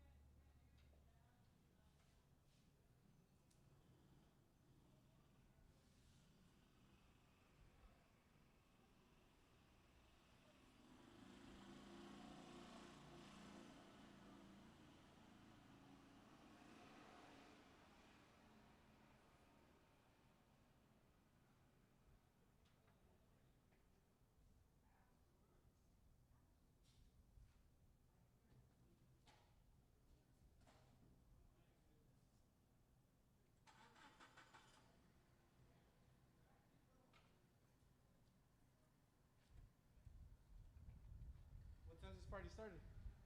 Hey, thanks for your help today, man. No problem. I told Chris that thanks to you guys, I knew what was needed out here because otherwise I had no direction. Didn't get Peter in? And well, cause started that conversation. Oh man. Hey, all the credit to Mike Alexander. To Mike. Well, Mike's the one gonna say, hey, well, Pete's the one that came over. Dude, he drew the short straw because there were 3 people that could have gone after you. He drew the short straw. He did. He goes, fuck, Jesus is gonna kill me right now. He's gonna. And I said, yep. It's so funny, and then I ran into Matt over there, and I was like, Matt, I need to practice. He was like, what's going on? I was like, Jesus, I'm sorry. And he was like, okay, what's going on? That's how you started. Nah, it's, like I say, it's all good. It's just, you know. So he tells me, he's like, oh, I met with David and whoever else. Maybe it was you. Yeah. The other day, and we discussed what we needed. I was like, yeah, well, if it wasn't for Mike, I wouldn't have known anything. And he goes, okay, well, I'll be sure to tell Mike.